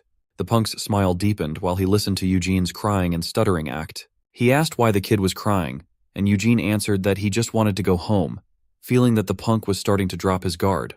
But it was a massive miscalculation on Eugene's side as the punk swung his metal bat without reservation. The bat made the metallic sound of impact and sent the kid flying to the infield. Eugene tried his best to tuck his body as safely as possible to minimize damage. The arm he used to block the bat was practically useless now. He never expected the punk to attack a harmless crying kid without hesitation like that. Yuri Smirnov, Barefoot's newbie, also known as Gopnik, was a sick, twisted bastard who liked hitting the defenseless. Hearing the cries of his victims every time he hit really got this perv going. You see, Gopnik means bully in Russian. Eugene had always been a good child of the dead mansion. In his training, he learned to use his tears as a potent weapon. Using the tools at his disposal, he could complete any mission regardless of the situation. In one assignment, he had to approach a pair of guards while pretending to be in distress. The guards immediately contacted the main gate to complain about a kid getting in. Try as they might to communicate, the guys from the main gate were unresponsive and bloody. Their blood had pooled around their bodies, killed with clean slashes. While one of the guards was trying to connect to the main gate, the other was trying to pacify the crying Eugene. The little guy timidly explained that he came with his dad and got separated in the bathroom. While one of the guards checked the list for this missing parent, the other was focused on comforting the child. Children are weak, and they need the protection of adults. A child's tears could invoke protective instincts, and it was Eugene's go-to move to lower an enemy's defenses. The vigilant guard was pretty sure that none of the guests brought a kid. But when he found out, his partner was already leaning unnaturally on the ground with the kid gone. When he saw blood pouring out and pooling on the tiles, he realized that they were being played. He tried to stop his friend's bleeding while panicking. The vigilant guard surveyed the area, but Eugene was one step ahead. He was ready to pounce with his knife from the flank. Just like that, one little kid managed to clear 2 levels of security easily. Eugene immediately reported the success of the order, but his hands were stained with the blood of grown men. But the blue-haired punk in front of him was a different beast. This freak did not even hesitate to attack a crying child with a full swing. From the look of elation on his face, this creep actually enjoyed the torment. He wanted to see more of that cry, and he would gladly swing his bat a couple more times to see those fake tears again. Eugene had to think and act fast as the enemy was a swift wild card. He dodged the next attack, the bat leaving a massive crater on the floor. The power behind those swings could not be understated. It was totally different from normal. Yuri admitted that his swings were extra crispy because his bat was custom-made to his taste. With this thing, he could bash any number of children with glee. Eugene tried his best to get away and avoid any more serious damage, but the initial arm injury flared up. It knocked him out of position while Yuri was in active pursuit. Sick of being led around by the kid, the creep turned the handle of his bat and aimed at Eugene. The kid's foot, to be specific, used the weight and momentum of the bat to crush Eugene's foot. It was an acute pain that he had never felt in his short life before. Forcing himself to lock back in, the kid pulled out a butterfly knife with a flourish. He used that flimsy knife to deflect Yuri's bat. After creating a bit of separation, he tried to get up and run. Eugene vaulted over some fences and focused on retreating even though he was not in the condition to move around. Seeing him limp downstairs, Yuri decided to give the kid 10 seconds to limp as far as he could. The count started immediately, prompting Eugene to grit his teeth through the pain. One of his arms and one of his legs were compromised. It was the worst combo ever. With 8 seconds left on the timer, the kid rolled his way farther. He focused his will to run as far as he could within the given time. Try as he might to run optimally, putting weight on his injured foot shot severe pain up to his body. While he was dead set on making it out of this place, Yuri came out of hiding with his bat stretched for a full hit. Eugene clumsily pushed his body out of the way, almost getting clipped and crushed by the surprise attack. This punk did not even give him the promised full 10 seconds to retreat. Even the countdown thing was just a game Yuri liked to play to give false hope that was easy to crush. Eugene blocked the attack with his pocket knife while the creep went on about how naive the kid was. The impact eventually sent Eugene hurtling toward the swimming pool. He landed and sank to the deep end while Yuri celebrated as if he had just hit a home run. The kid's arm was too weak and in too much pain to swim back up. He wondered if he really was just a useless kid. With the negative thought rearing its ugly head, he remembered Sean making fun of him for his constant habit of self-pity earlier in the day. Eugene swore that he was not as dramatic as Sean was making it out to be. The girls had to break their fight apart as they had the annihilation mission lined up. Within hours before heading to the school, Sean promised to never make fun of Eugene again. But the kid surprisingly asked him if he was planning to save Hyunho's mom. Eugene asserted that the old woman had given up her parental rights, severing her connection with Sean. For the kid, exerting effort for someone who was not even family was weird. Eugene could still remember what that woman told him when he started questioning his upbringing. Seeing the child conflicted, Sean asked if the little guy also saw Hyunho's mom as family. Eugene had never had his hair ruffled lovingly before. But growing up to be an illegal multi-tool for the elite without receiving any love tends to mess kids up. Eugene just accepted that the old lady's definition of family was different from his. Sean's advice was for Eugene to ask the old lady what she meant the next time they saw each other. He even brought up the fact that Hyunho's mom also wanted to see Eugene over her home again. Quietly, the two good kids fostered this unlikely commonality between them. But as of now, Eugene was slowly sinking to the pool's floor while his strength was slowly sapped away. Yuri watched him sink, worried that the fun would be over so soon. Eugene finally broke through the water to inhale copious amounts of air hungrily. He flailed and cried while screaming that he did not know how to swim. Yuri held his stomach in laughter. He was just having too much fun tormenting the kid. This Gopnik extended his metal bat to give Eugene something to hold on to for safety. Eugene was a child who invoked protective instincts. Yuri, a trashy bastard who did not care about life, was a nightmare matchup. Finally, Eugene was able to reach the tip of the bat to hold on to. Just as he was about to reach safety, Yuri raised the bat playfully. With a simple whoop, he insisted that the bat slipped, and Eugene would have to just sink into the water and die. Yuri would have really saved the kid if he just held onto the bat a bit longer. At least the creep had his fun. As soon as he turned around to head elsewhere, a little hand broke through the pool's surface to pull him off balance. The first grasp did not have enough juice to do anything meaningful, but it held Yuri in place. Using the force of his whole body, Eugene flipped his grasp into the water. It was quite a struggle, but this was the only realistic way he could think of to deal with the enemy. The mantra of completing the mission kept repeating in his mind. Finally, he was able to pull Yuri, the bully, into the deep end of the pool. The kid had always been confident with his acting skills. He even managed to trick a heartless child killer. While letting the water drain Yuri of his strength, Eugene wrapped his arms around the creep's neck for a chokehold. First, he was tricked about the kid's swimming capabilities. Now, he was having trouble breathing through the chokehold. Suddenly, it was no longer fun and games for Gopnik. While tightening his choke, Eugene insulted the Russian mercenary for being such a gullible piece of crap. Amateurs like this punk are just free kills for a good child from Dead Mansion. As Eugene tightened his chokehold even harder, Yuri started panicking and cursing the little bastard out, demanding to be let go. Unfortunately for the kid, the Russian thug was more stubborn than he initially thought. Their scuffle had turned into a full-on water wrestling match. Gripping his specialized bat, Yuri repeatedly banged Eugene's arm with the handle.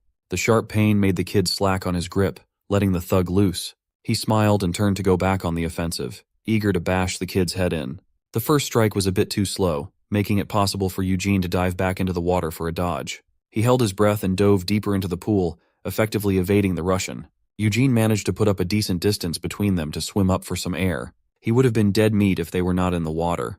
That bat is dangerous as hell. But Yuri was persistent. Much to the kid's surprise, he used the pool's floating lane ropes as a foothold in the middle of the water. This time, the fake nice smile was gone. The Russian thug intends to take this one personally and finish the little rat off. Eugene was flabbergasted, as he did not expect the bastard to climb up the floaters. The balance it requires to do so must be insane. With a foothold, Yuri can launch explosive attacks once more as he plays swimming pool whack-a-mole. Eugene had no other choice but to dive back into the depths to avoid such a brutal attack. Yuri tracked him from above, smiling as he knew that the kid couldn't possibly stay under the pool forever. He had to pick his poison. Right now, it is better to hold his breath than get his head caved in by a psycho. Yuri was having the time of his life tormenting the little kid. The battle has turned into a waiting game of how long the kid can hold out. Eugene had never fought someone as crazy and psychotic as the bastard on the floating lane ropes. He swam away to create some distance while racking his brain for a way out of this tricky situation. Keeping up with his swimming, the Russian thug ran on the ropes while warning the kid that moving around would only use up more oxygen in his lungs. Eugene knew that he couldn't possibly keep going like this. If he could only take a small breath before diving back down for a reset. But if he ever dared to swim up with his head breaking out of the water, he knew the grim fate awaiting him. The devil and his bat would be waiting with a not-so-pleasant surprise in hand. His blood would undoubtedly dye the water crimson, and his life would cease to exist. It's death by drowning or death by blunt force trauma. Without a decent plan to survive, those are his two very limited choices. Suddenly, he noticed that the floaters were only held by a rope, and there were multiple exploitable gaps in between. 2 tortuous minutes have elapsed, and Eugene's lungs are nearing their limits. Instead of desperately swimming up for the air that he so desperately needed, the kid swam away once more. Yuri happily followed suit, tormenting the boy while laughing like a maniac. Unbeknownst to him, Eugene had already taken out his butterfly knife. He was waiting for the Russian thug to hop on a different floating lane rope. Before the bastard could land and stabilize himself above water, Eugene slashed the rope, effectively taking the enemy's advantage. Yuri's smile immediately vanished as the brat managed to outsmart him. He plunged into the water near the kid, making a big splash in the process. With his lungs replenished with oxygen, Eugene dived down once more to take the battle to a more advantageous area. The Russian thug was fuming. He just fell for a puny trick. But even underwater, he refused to believe that the kid could do anything to him with a toy knife. He did not even pause to think for a second that swinging a weapon under the water was utterly pointless to begin with. Here, in the depths, there are better options to finish an enemy off. In the water, where a swing would be drastically slowed by resistance, a bigger weapon is not only a disadvantage, but also an outright liability. Eugene's small butterfly knife and small body, on the other hand, are the optimal killer combo. His first strike was straightforward. With the Russian's reflexes, he was able to evade a stab in the face. But that was not the only weapon in the kid's hand. He managed to snag the slashed rope that was holding the floaters too. Skillfully coiling around Yuri's back, Eugene wrapped the rope around the Russian's neck and yanked at it as hard as he could. Being strangled underwater must be a harrowing experience to go through. It was so bad that Yuri started cursing in Russian in his mind. Eugene has been waiting for this opportunity, and he will surely capitalize on it with all his might as he tightens the stranglehold even more. A few seconds later, the victor emerged, gasping for air as the grown-ass man he just strangled was left in the cold and dark pool water. This is what you get for looking down on someone smaller than yourself. Eugene might have been severely outmatched when it comes to nearly every category, but when it comes to killing, a good child will never lose against a sadistic amateur. On the other side of the campus, Sister Rachel is struggling to reload her Uzi using her mouth. As soon as she managed to do so, she accurately neutralized the pursuing security team with a behind-the-back barrage, while Mary supported her injured side. Unfortunately, her wound started acting up when Mary accidentally bumped into it. Maintaining her cover fire, she turned to a corner for cover. The security team fell one by one. Some were hit in their limbs, and some had to eat bullets with their vests.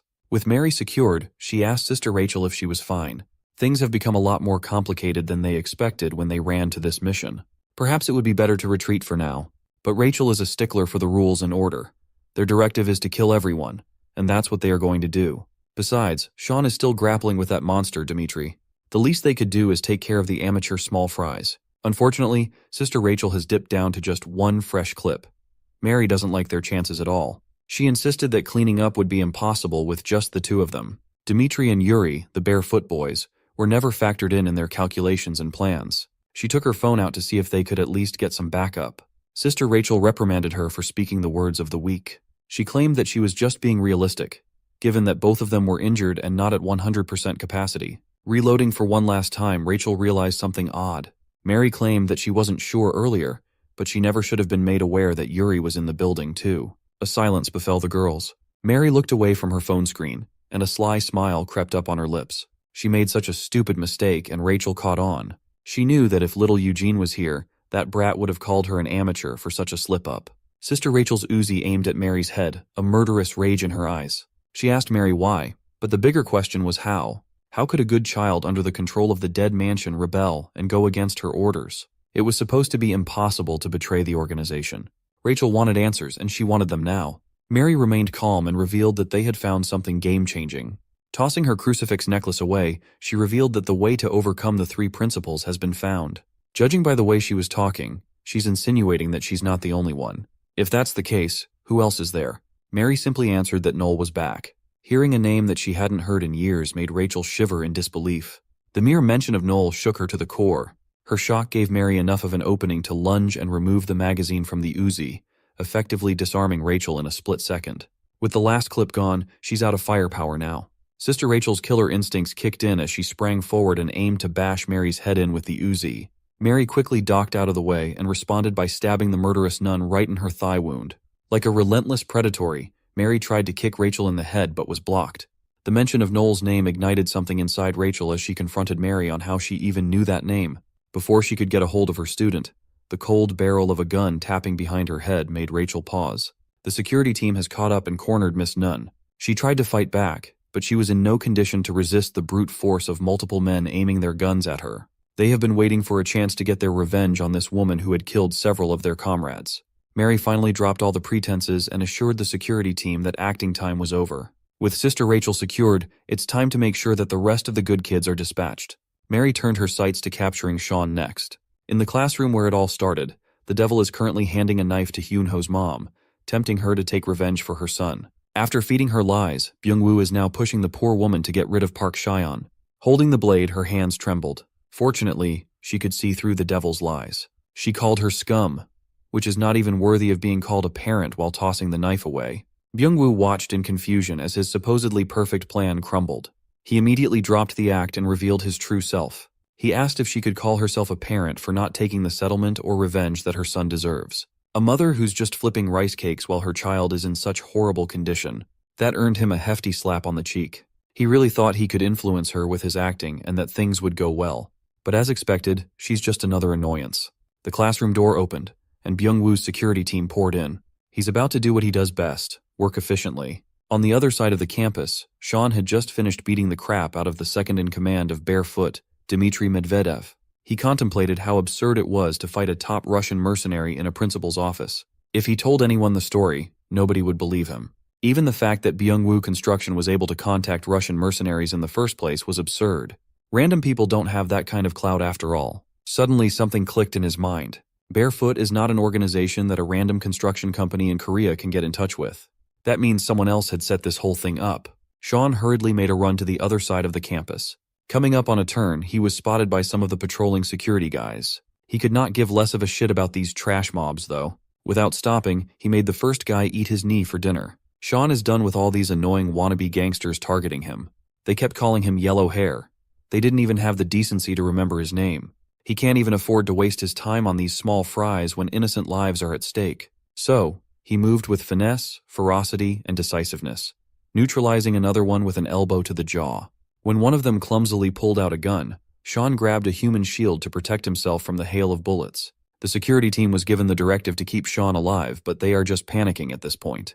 The young man swiftly closed the distance, unfazed by the gun aimed at his head. Once close enough, he elbowed the pistol out of the poor guy's hand.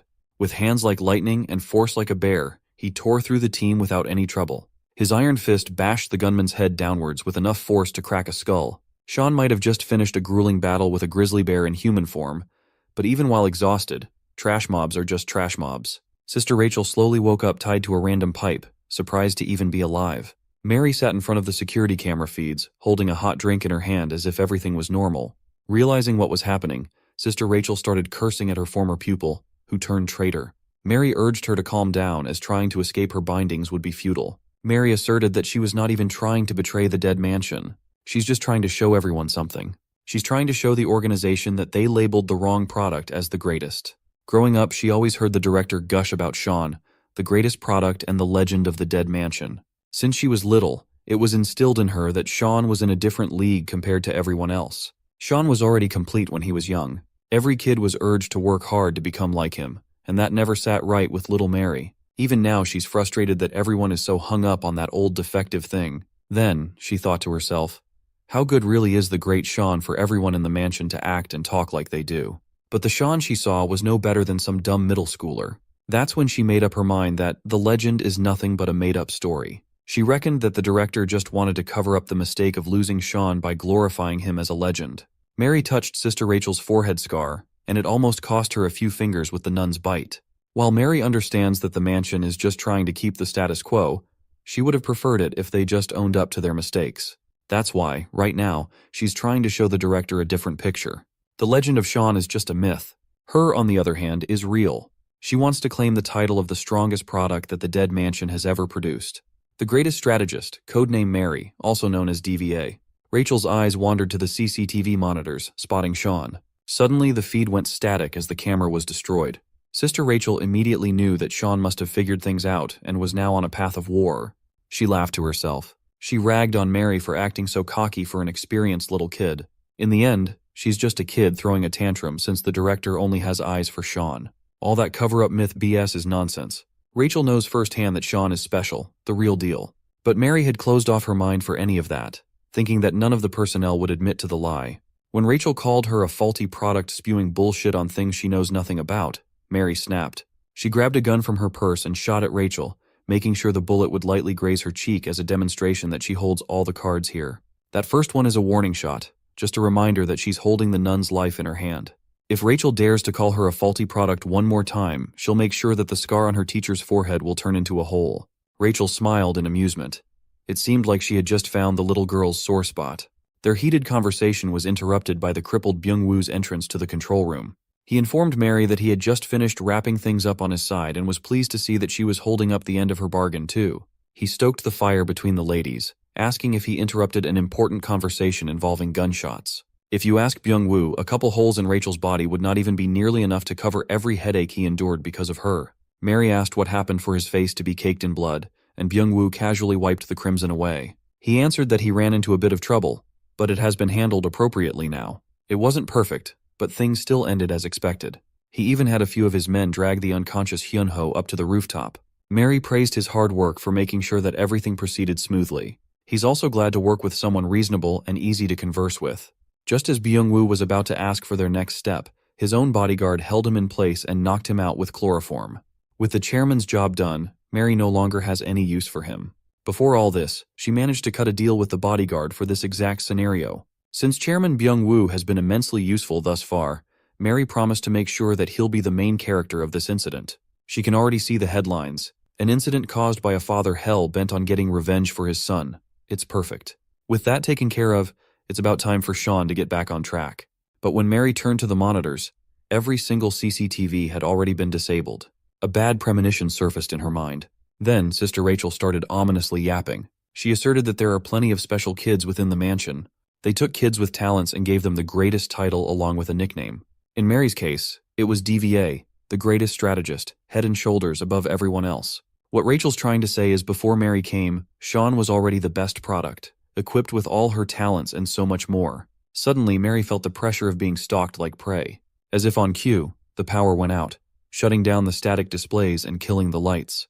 Mr. Traitorous bodyguard reckoned that it was just a blackout, but that's never the case in these types of things. From above, Sean broke the ceiling and busted out, targeting the bodyguard. Mary tried to warn the guy, but it was too late. Sean's elbow had already cracked the traitor's skull. Sister Rachel's eyes sparked with pride as she looked at codename Sean with delight. This is Dead Mansion's greatest product, Park Chyon the Agent. A few years ago, back in Sean's toddler days, the director had always paid close attention to him. Although every kid in Dead Mansion is great, he's in a different league ahead of them. This treatment alienated him from everyone else.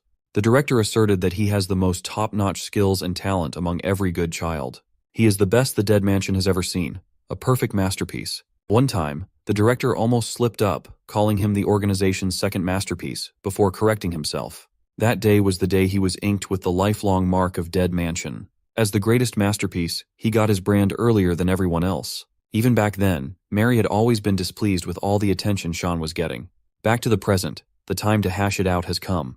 The so-called masterpiece and the greatest strategist. Rachel tried to fill Sean in on what was happening, but he already figured everything out by himself. He already had a rough idea while rushing to the control room. As for the finer details, Sean can always just beat those out of Mary by force. She coyly reprimanded her for threatening to beat the shit out of the little girl. Mary asked if Hyunho's mom would approve of Sean's actions as of late while slashing her push dagger at him. As he expected, Mary had turned traitor, attacking him even though he was part of the Dead Mansion. It dawned on him that this girl might have the answer to get around the Dead Mansion's unshakable principles. But thinking about that broad topic can be saved for later. For now, they need to brawl it out. Sean blocked the push dagger and responded with a sharp elbow strike that knocked the glasses off of Mary's mug. She already accepted that it would be a bit much to win against Sean in a contest of strength. Nevertheless, she'll still give it a try. Moving like a blur, she managed to get close to Sean's neck. Wrapping her arms around his neck, she lifted him up in the air as if he weighed nothing. Sean was taken aback by the bizarre grappling and throwing technique. As far as he and Rachel can tell, what Mary just did is not something that was taught in the Dead Mansion. After throwing the so-called masterpiece to the ground, Mary bolted for the door with all her might while the young man was dazed. Sister Rachel ordered him to make haste and chase as it was imperative to capture that green-haired traitor no matter what. Rachel also spilled that Mary might have a powerful backer helping from the shadows. They desperately need to figure out who that is. For now, explanations can wait. Sean exited the room and immediately homed in on Mary's retreating back. His mind is filled with questions about this mysterious backer and what's that even supposed to mean. Anyway, Sean is currently fixated on the most important thing in this whole fiasco.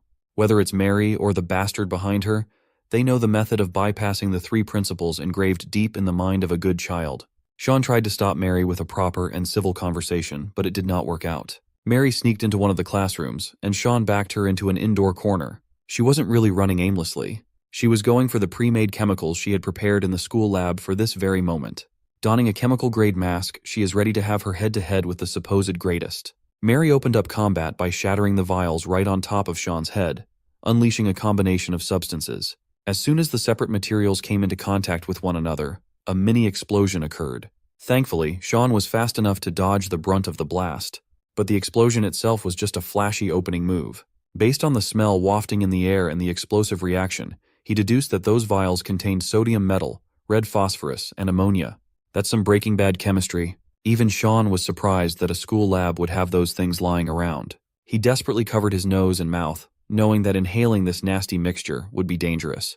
But the toxic fumes in the air weren't the only thing he should be worrying about. Mary is still there to capitalize on the chaos and toxic air. All he could do was dodge and try to inhale a semblance of clean air. Mary continuously amped up her attacks, desperately trying to cut Sean apart with her push dagger. With the odds heavily stacked in her favor, she managed to land a gnarly slash on Sean's arm. While he was bleeding and holding his breath, Mary was devising a sneak attack. This time, she aimed for the exact same spot where Dimitri injured him. Of course, she was watching everything unfold and memorized Sean's weak spots. In such a desperate situation, his mind immediately jumped into grabbing something he could use as a weapon, John Wick style. He came close to reaching a table full of stuff to use as a weapon, but Mary stonewalled him with a kick. She had studied Sean's combat capabilities, tics, and literally everything else. She knows for a fact that whenever at a disadvantage, the young man's eyes would wander around, trying to take for something useful.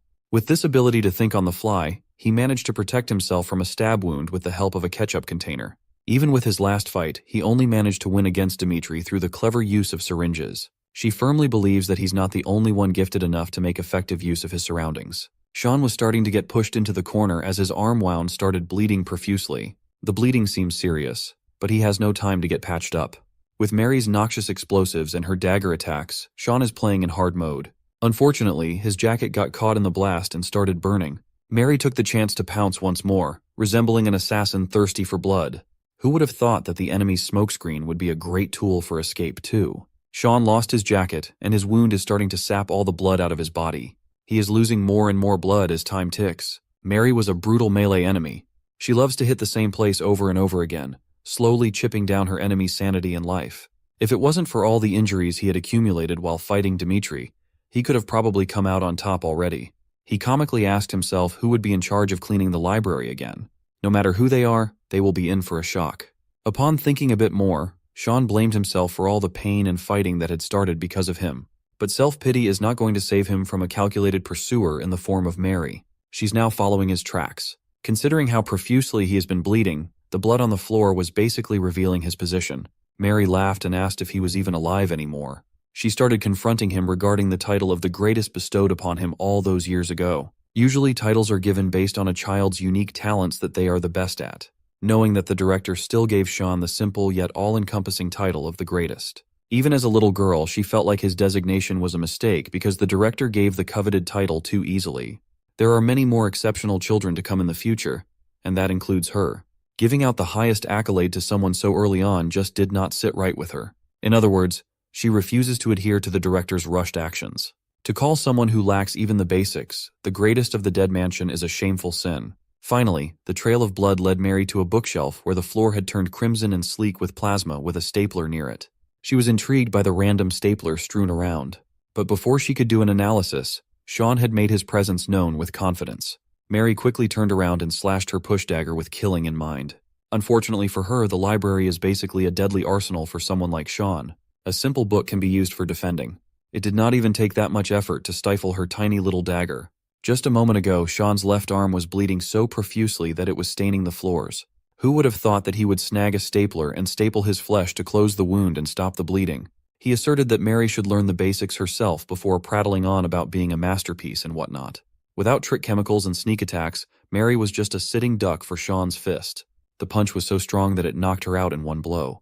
He really is an advocate for equal rights, equal fights. Sean grabbed Mary by her hoodie and refused to let go, no matter how she struggled.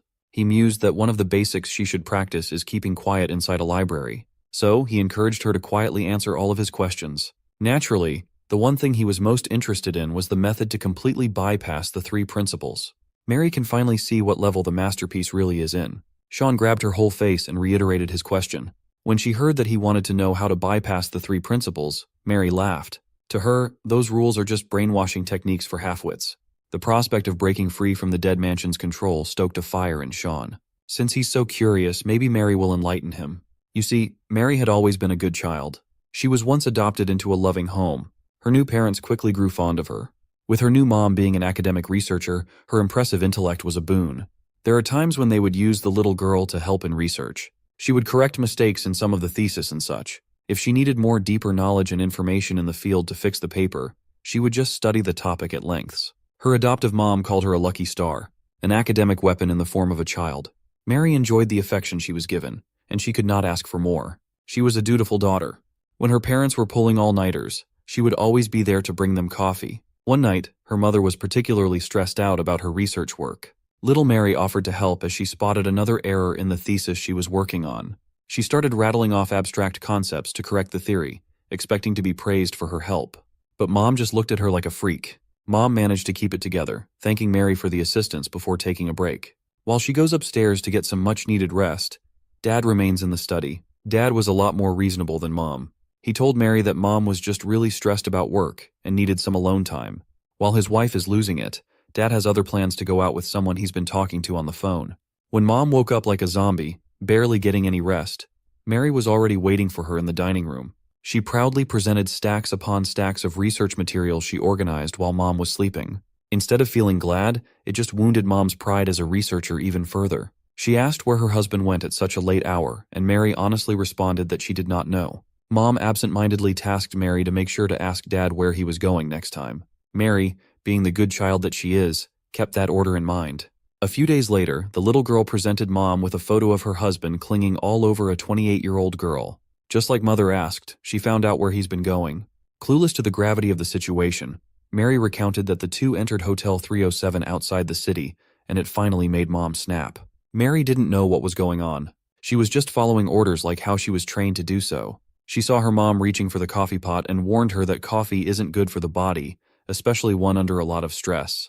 Mary pointed out the poor coloration of Mom's face and her erratic daily patterns as of late. She cautioned her that it's highly probable that her menstrual imbalance will only get worse if she continues.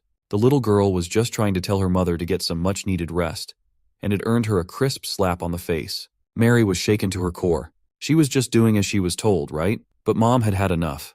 Her anger for her life, husband, and work was directed at the child, calling her out for being an insufferable smartass. Mom resented the little girl for acting as though her mother was less than her. With the secrets and the coffee spilled, it only took a few days before Mary was shipped back to Dead Mansion. Back in the mansion, the director received the detailed report of everything that transpired from Mary herself. With another good child returning with complaints, the situation puts the director in a precarious position. Mary blamed herself for everything, meekly apologizing for causing trouble. But the director assured her that there was nothing to be apologetic about. He taught her that some people just tend to feel uncomfortable around others who are objectively better than them. That goes without saying since Mary's the smartest child of Dead Mansion after all. He urged her not to feel too saddened by such a silly incident. Thinking back on it, the director shouldn't have let her get adopted so easily.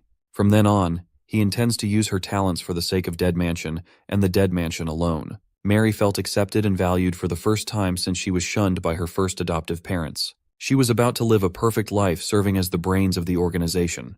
But then, Sean came back in the picture. She firmly believes that the director should not have been distracted by someone as pathetic as Sean. He just asked her to spill the beans about the method to bypass the three principles, and she gave her a whole ass lore dump.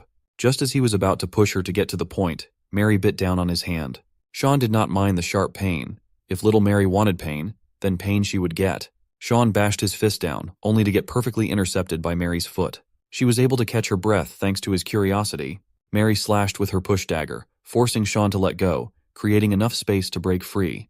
That sob story was just a way to stall time without saying anything vital. But that wasn't all. Mary removed her hair tie, letting her long hair unfurl and go wild. Somehow Sean can sense a shift in her energy. Mary is done playing games. It's time to get serious now. She lunged forward, going on the offensive and aiming her push dagger at Sean's head. He dodged the first strike and barely blocked the second. She's taken her speed to a whole different level. There's no need to be surprised, though. She underwent the same training as Sean so she could easily grasp his every thought while in combat. Reading the young man like a book, she quickly turned the tables with a leg sweep. While Sean was out of balance, she was ready to go in for the killing blow. With his quick thinking, Sean extended his arms to grab a book from one of the nearby shelves. He used that thing to guard his chest, accurately predicting that Mary would aim for his heart. He managed to narrowly escape death for a moment. But Mary was relentless.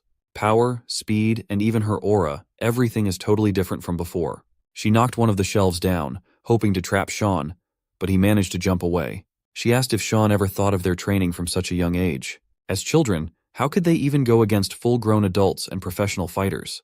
From early on in their lives, something intangible has been instilled in their minds. It constantly makes them feel that something's about to pop into their heads. Her words do not make any sense to Sean whatsoever. As Mary expected, he just can't understand what she's really trying to say, even when she's already telling him so much. She's disappointed, but not surprised that someone dubbed as the legendary masterpiece is so slow on the uptake. Copying his move, Mary grabbed a book and started using it as a blunt weapon, forcing Sean to defend himself with his injured arm. Knowing his weak side, Mary capitalized and aimed for his left rib, smashing the book at full speed. Sean can feel the agony coursing through his body with every attack he has to eat.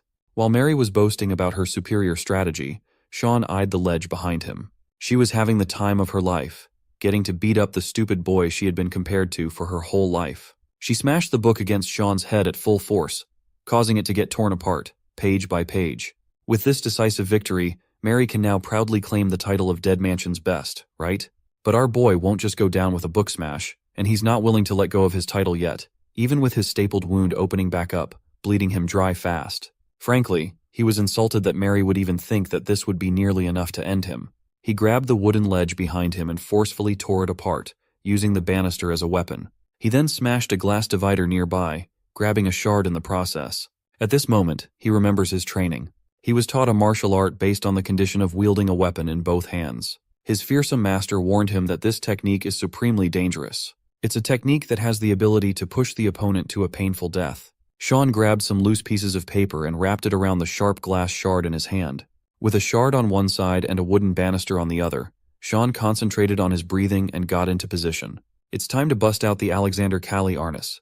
Looking like an absolute demon, he charged forward with full intent to kill. Mary instantly recognized the style and was mortified. Before she could even have the chance to prepare herself, Sean had already slashed her apart in multiple places and inflicted blunt force trauma in the same breath. Mary's last thought was the director's praises and her delusions that she should have been the best. She hit the ground, and Sean double-backed to finish the job, aiming the glass shard at her neck. In a moment of clarity, he could not bring himself to slash her throat apart. He was frustrated at himself for not being able to do it. He picked Mary up and swore that this was the last time he'd show mercy. He still needed to get the secret to bypass the three principles out of her after all. If she's just playing him, he really won't let her off easily. Even with her consciousness fading, Mary kept on calling the director's name. Speaking of that manipulative old man and the dead mansion, it looks like the action has extended to the base camp. Someone wielding a katana with his dead mansion tattoo crossed off has found himself all the way inside the director's office. The old man was made to prostrate on top of a pool of his own blood, his body slashed in multiple places while barely being kept alive. The infiltrator with glorious white hair smiled with satisfaction. On the school rooftop, a few security guys have been posted up, and it looks like it's about to rain. They were ordered to stand and wait for the signal for their next move. Once they receive the signal, they just have to throw the unconscious Hyunho down the roof and finish the job. It was an annoying assignment. They just want to throw the kid now and leave. But the boss insisted that the blonde boy must see the kill. It's just extra work. Mr. Security noticed that the kid was actually awake and listening to their conversation the whole time. While suffering in the rain, Hyunho just lies down and listens. Right now he can't even comprehend the situation he was in. The last thing he remembers is falling down from the 4th floor. Looking down at the rooftop ledge, he felt a fear ingrained deep in his psyche. Just seeing the ground below was enough to make him feel sick and hurt. The security dudes cursed at him for barfing up when they were just threatening to murder him a second ago. They are starting to get really peeved, contemplating whether they should just finish the job now. Without anyone noticing, Eugene entered the scene and asked if the young man on the floor was Hwang Hyunho. The security team was startled but relaxed once they saw that it was just a little boy. Just as Eugene heard, Hyunho's the stereotypical weak loser with a face that screams despair. The kid has a foul mouth, but his butterfly blade technique is nastier. He introduced himself as someone who would become a regular at Hyunho Snack Shop. Seeing the kid pull out a blade, the grown-ass security thugs did the same. They were briefed about the dead mansion children, but they did not expect to get done so fast. One of the guys got slashed in the arm, and the other had his leg torn open. Just 2 little scratches made the grown-ass thugs writhe in pain. They did not even see Eugene move. That's how big the skill disparity is. The scene just added even more confusion to Hyunho's mind. He just saw a little boy carve up two beefy men. Unfortunately, the thugs were also armed with guns. While the kid was busy going for the kill on the nearest thug, the other one was cocking his gun. Seeing that the little boy was in trouble, the kind-hearted Hyunho reckoned that he needed to do something. But the thought of confronting a man with a gun was mortifying. What can he even do? Just like the boy said, he's just a weak loser with a face that screams despair. But despair can quickly turn to rage. The thug aimed his sights at the little boy, hell-bent on pulling the trigger. Usually this would not have been a problem for Eugene. He's a pro, after all. But his foot injury from the fight against Yuri started flaring up. Combined with the slippery, wet floor, he lost balance. He was now at the mercy of the thug and a gun. Thankfully, Hyunho managed to get over his fear and use that despair as fuel. He got up for the first time in a long time and shoved the thug with his whole body. He did not stop there. Hyunho acted like a wild beast, biting down on the bastard's ear. If there is one thing that can make him move, it is saving a kid from a bullet. Unfortunately, he was too light and sloppy. The thug wrestled his hand out and aimed the gun at Hyunho's head. His actions, although a bit sloppy, earned Eugene's respect. The kid took back everything he said about the young man and delivered a decisive kick to the thug's jaw. He called Hyunho somewhat useful, and that's the highest level of compliment you can get from the foul-mouthed brat. In the campus parking lot, Mary has been restrained and secured in the team van. In front of her was Sister Rachel. The prisoner is now the interrogator. It's a good thing they caught her alive. Mary still can't believe that she lost against Sean. When asked where the Wonder Boy was, Sister Rachel answered that he went back inside to get his jacket somewhere. Everyone knows that's just a lame excuse to search for the old lady and her son. Enough of the chit-chat. It's time to get some torturous question and answer portion done. Rachel jabbed a syringe into Mary's thigh and assured her that it was just a little bit of truth serum. Of course, a higher dose would be highly and painfully lethal. Sister Rachel needs answers, and she needs them now. First, she asked the brat what she was planning behind the team's back all this time. Mary laughed and insisted that she would have answered that question even without the truth serum. You see, she was just planning on tearing down half of the current dead mansion with the help of Noel. Again, with that name, Rachel furiously asked if Noel really was alive. Mary confirmed and added that Noel's been really worried about Rachel. He left without saying sorry after putting that scar on her forehead after all. The real legend of the dead mansion that the organization so desperately tried to hide is back. Knowing that Mary can't lie under the effects of the truth serum, the confirmation that Noel's alive shook Sister Rachel to her core. Meanwhile, Sean desperately runs through the hallways, looking for Hyunho's classroom. He eventually came across the room where Hyunho's mom was left face down on a desk. Sean panicked, immediately thinking the worst. Fortunately, the old lady was just knocked out. Slowly regaining consciousness, she called on her son's name. Sean quickly slid the door open but hesitated at the last second. He remembered how her last interaction with her ended. He recalled how Sister Rachel looked at him like he was just another product. Sean felt like he didn't have the right to face Hyunho's mom anymore. Suddenly, Eugene arrived at the scene, running his mouth about how crappy Sean looks. Behind him was Hyunho himself. They managed to find a crutch to let him walk. Sean was stunned to see his classmate. It looks like Eugene had finished catching Hyunho up with all the necessary info, including who Park Chyeon really is. The kid also asserted that Sean might look and act like a dumb monkey, but he's the one who took out all the thugs on the premises. Obviously, stories about Russian mercenaries, the dead mansion, and secret identities were a little too hard to digest for an average teenage civilian like Hyunho. He did not ask to be involved in any of these. Yet everything happened just because he got involved with someone like Park Chyeon. Sean can't even look his supposed friend in the eye out of shame and guilt. Eugene turned to the room and saw Hyunho's mom unconscious inside and panicked. Hyunho followed suit, hurriedly limping inside. Just as Sean was about to follow the two, he felt a menacing aura creeping into the dark corners of the hallway. While Hyunho desperately tried to wake his mom up, Sean quietly and gravely told Eugene to take the civilians to safety and get out as fast as they could. They should rendezvous with Rachel in the parking lot, away from what's about to go down. Eugene was confused, but Sean reassured him that it was nothing serious. Spoiler alert, it is something serious. Blondie turned to Hyunho and promised that he'd properly explain everything later, and that's all he can really say right now.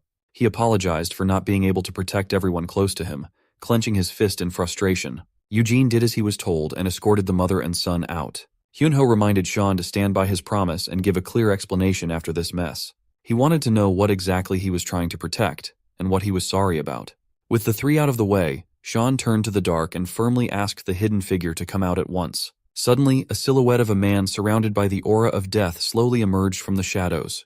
The mystery man praised Hyunho's sharp senses for detecting him from afar. Mystery man confirmed the description of the blonde hair and blue eyes target, locking in on Sean. He's been looking forward to seeing why they call the young man a legend. From what he had seen thus far, the title seemed unfitting. He really thought the best product of the dead mansion would look a lot scarier than the one in front of him right now. When asked who he was, the mystery man introduced himself as Jang Hyun as he wrapped a nasty-looking fabric in his fist. That's his name, and you're not getting any other details. Before we get to the one-on-one, let's see what's happening in a random snowy town in Siberia, Russia, where Barefoot's headquarters is situated. The Bear Cave is a secure facility guarded by armed mercenaries. Inside, Beluga Kozlov, Barefoot's strategist, is currently chugging down booze while asking his guests why they came all the way to his turf. The visitors might have worn religious vestments, but they certainly did not come all the way to Russia to pray. Vincent, Dead Mansion's writer and resident tattoo artist, doesn't have time for jokes as they are in a very serious situation right now. Dead Mansion's director is currently livid at Barefoot's actions. There should be a degree of understanding between businesses working in the same field, and that line is being crossed. Vincent argues that Barefoot has taken it too far this time around, but Beluga chose to play dumb, calling them crazy cultist bastards. Sasha Denisov, Barefoot's tactical training instructor, chimed in and asserted that the incident in Korea was out of their hands. Small incidents happen in missions after all. If possible, Barefoot would also like to avoid bumping into Dead Mansion as much as possible, but Vincent wasn't buying it. He knows that these guys sent Dmitri, their second-in-command, to cause trouble. On top of that, they even flew in Barefoot's best. Igor Medvedev, Barefoot's #1, dubbed as Bare Knuckle. Sasha tried to argue, but Vincent's muscle stepped in to stop the long-winded charade. The big guy towered over the gigantic Sasha and called him a little man. Just when a big man brawl was about to erupt, invisible strings dropped down from the ceiling. A tiny graze from these lines can cause even the most jacked people to bleed. Beluga did not panic. In fact, he was quite amused by the trap. Without being detected by Barefoot's security, the kids of Dead Mansion have already surrounded the perimeter, ready to strike and react if need be. Beluga jokingly argued that this was practically child abuse, but since Dead Mansion wants to see things through to the end today, he quickly reaches for his revolver. The loser will close the shop and get buried 6 feet under. As soon as Beluga lifted his gun, one of the kids dropped down to intercept. He was startled by the punk-ass brat, but the kid seemed disinterested in the strategist. Vincent asked the kid why he interrupted when he was not ordered to make a move.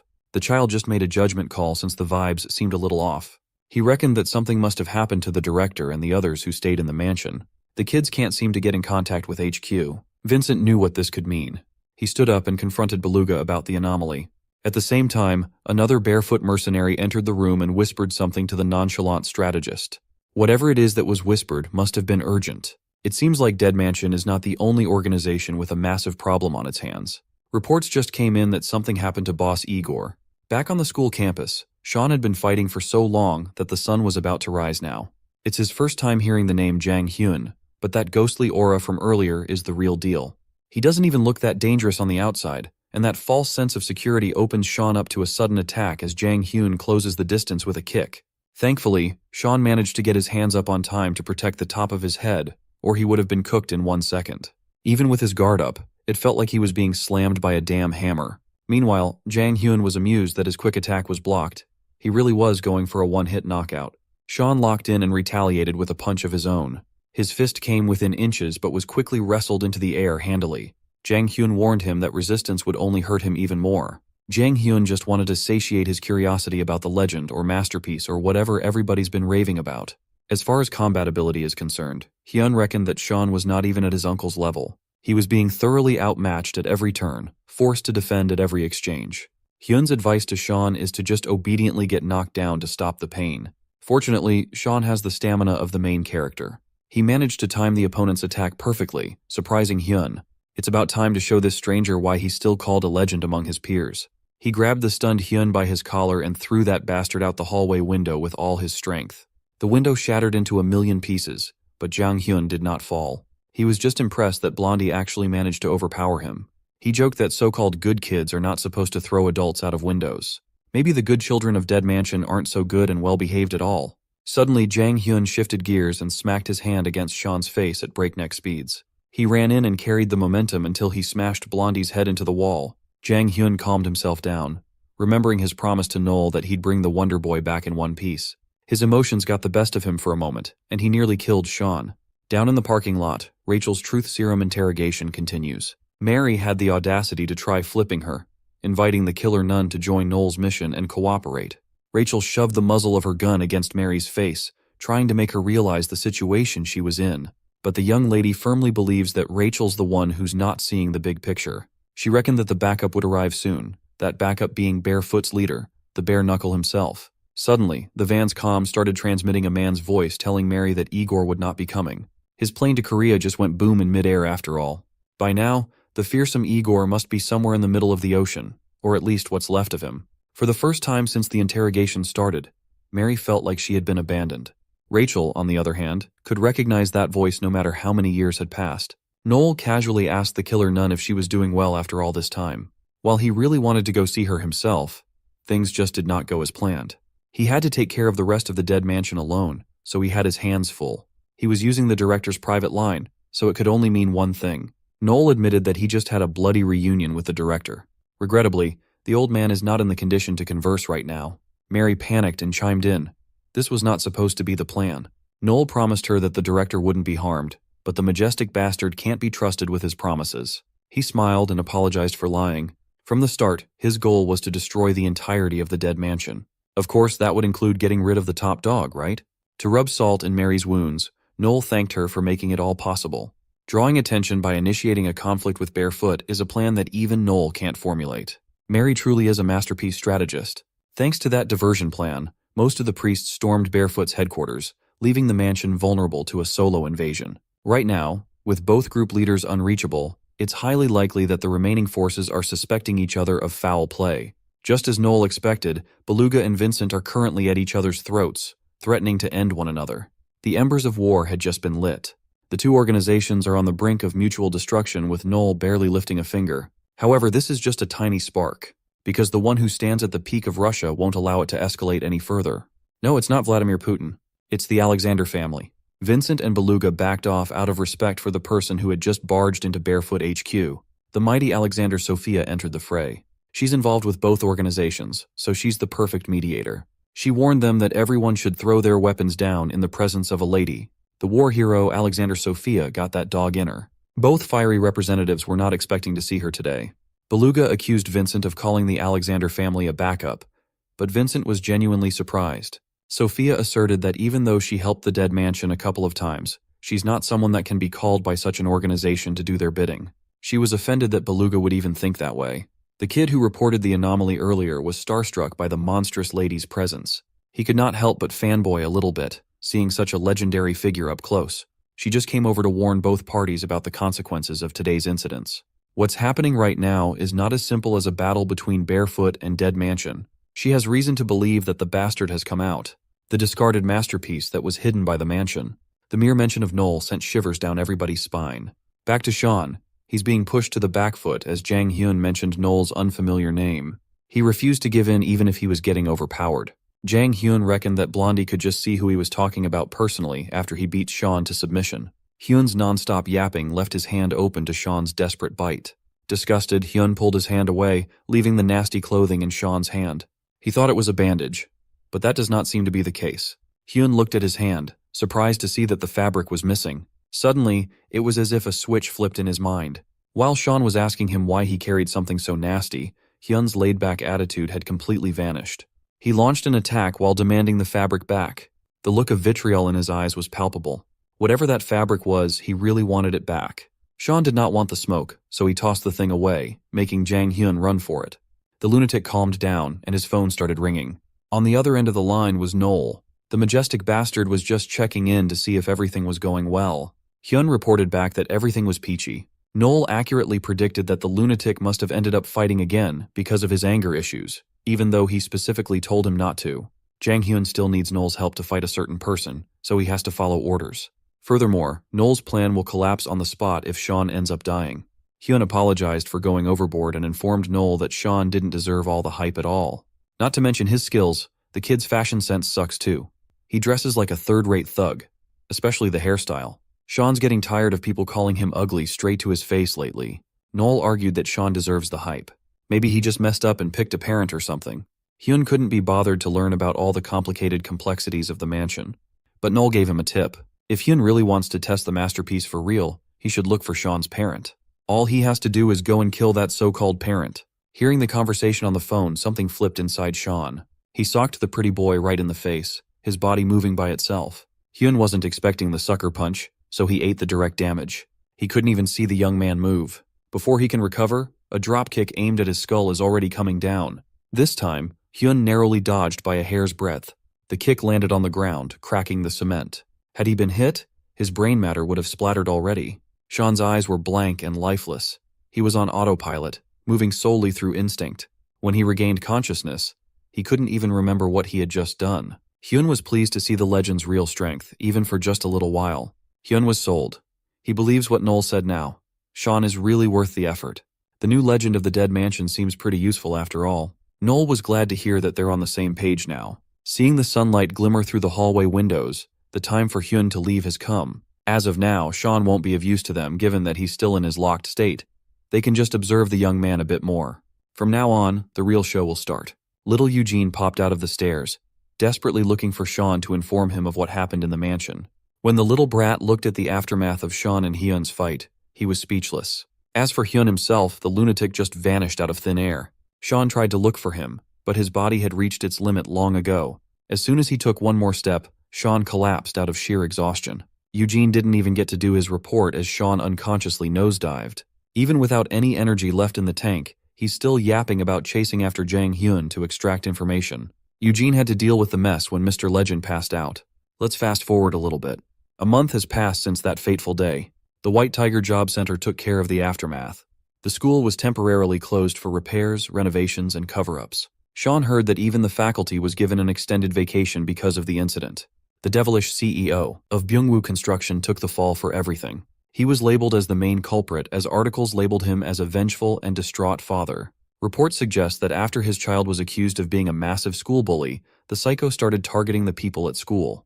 Hyunho's mother temporarily closed down the snack shop as she's still in a state of shock, which means Sean won't be able to see her anytime soon. Nevertheless, he's going to the shop today for some unknown reason. Sean opened the shop's roll-up door, and he was greeted by a familiar manly voice and a gun against his head.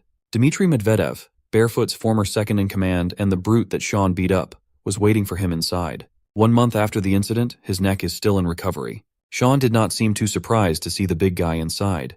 Due to the circumstances, the lines between enemies and allies have become blurred. It seems like Sean was the last one to arrive. Sister Rachel, Eugene, Yuri, and even the traitorous Mary were already waiting inside. Sean was surprised to see everyone behaving and not tearing each other's faces apart. A month ago, everyone was trying to kill one another so desperately.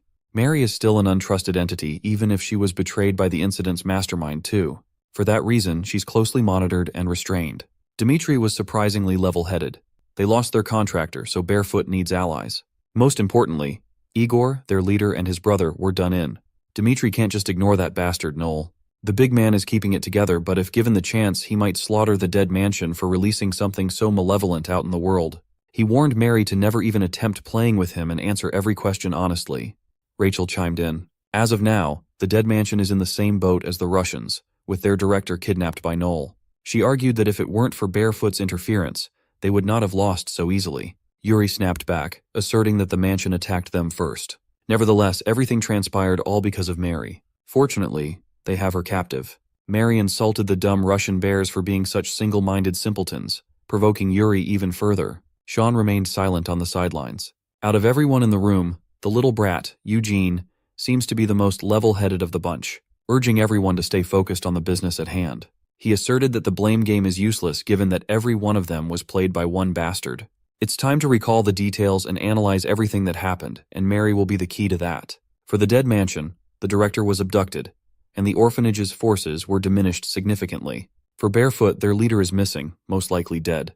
Everyone gathered in this snack shop probably agrees that a team-up is necessary to face the real enemy. Sean proposed that they create a temporary organization. Like he said before, with a common enemy, an alliance between factions would be the smart move. Kids in Korea call it a crew. While Yuri seemed apprehensive about the idea, Dmitry was more open-minded. When asked what their crew name would be, Sean scratched his head as he never thought that far. Dmitry argued that they're going to need a name if they want people to unite under the same banner. Since it's an alliance between Barefoot and Dead Mansion, they can just take the first letters and form BAD. It's very fitting. Truthfully speaking, every one of them is a bad child after all. The goal of the newly formed Bad Alliance is simple.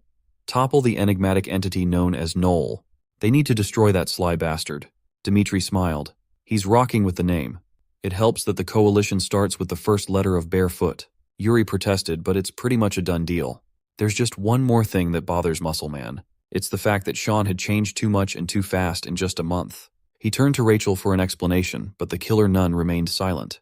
For an explanation for Sean's drastic change, we need to rewind back to a few days after the Knoll incident. Sean was hospitalized for gravely overexerting himself.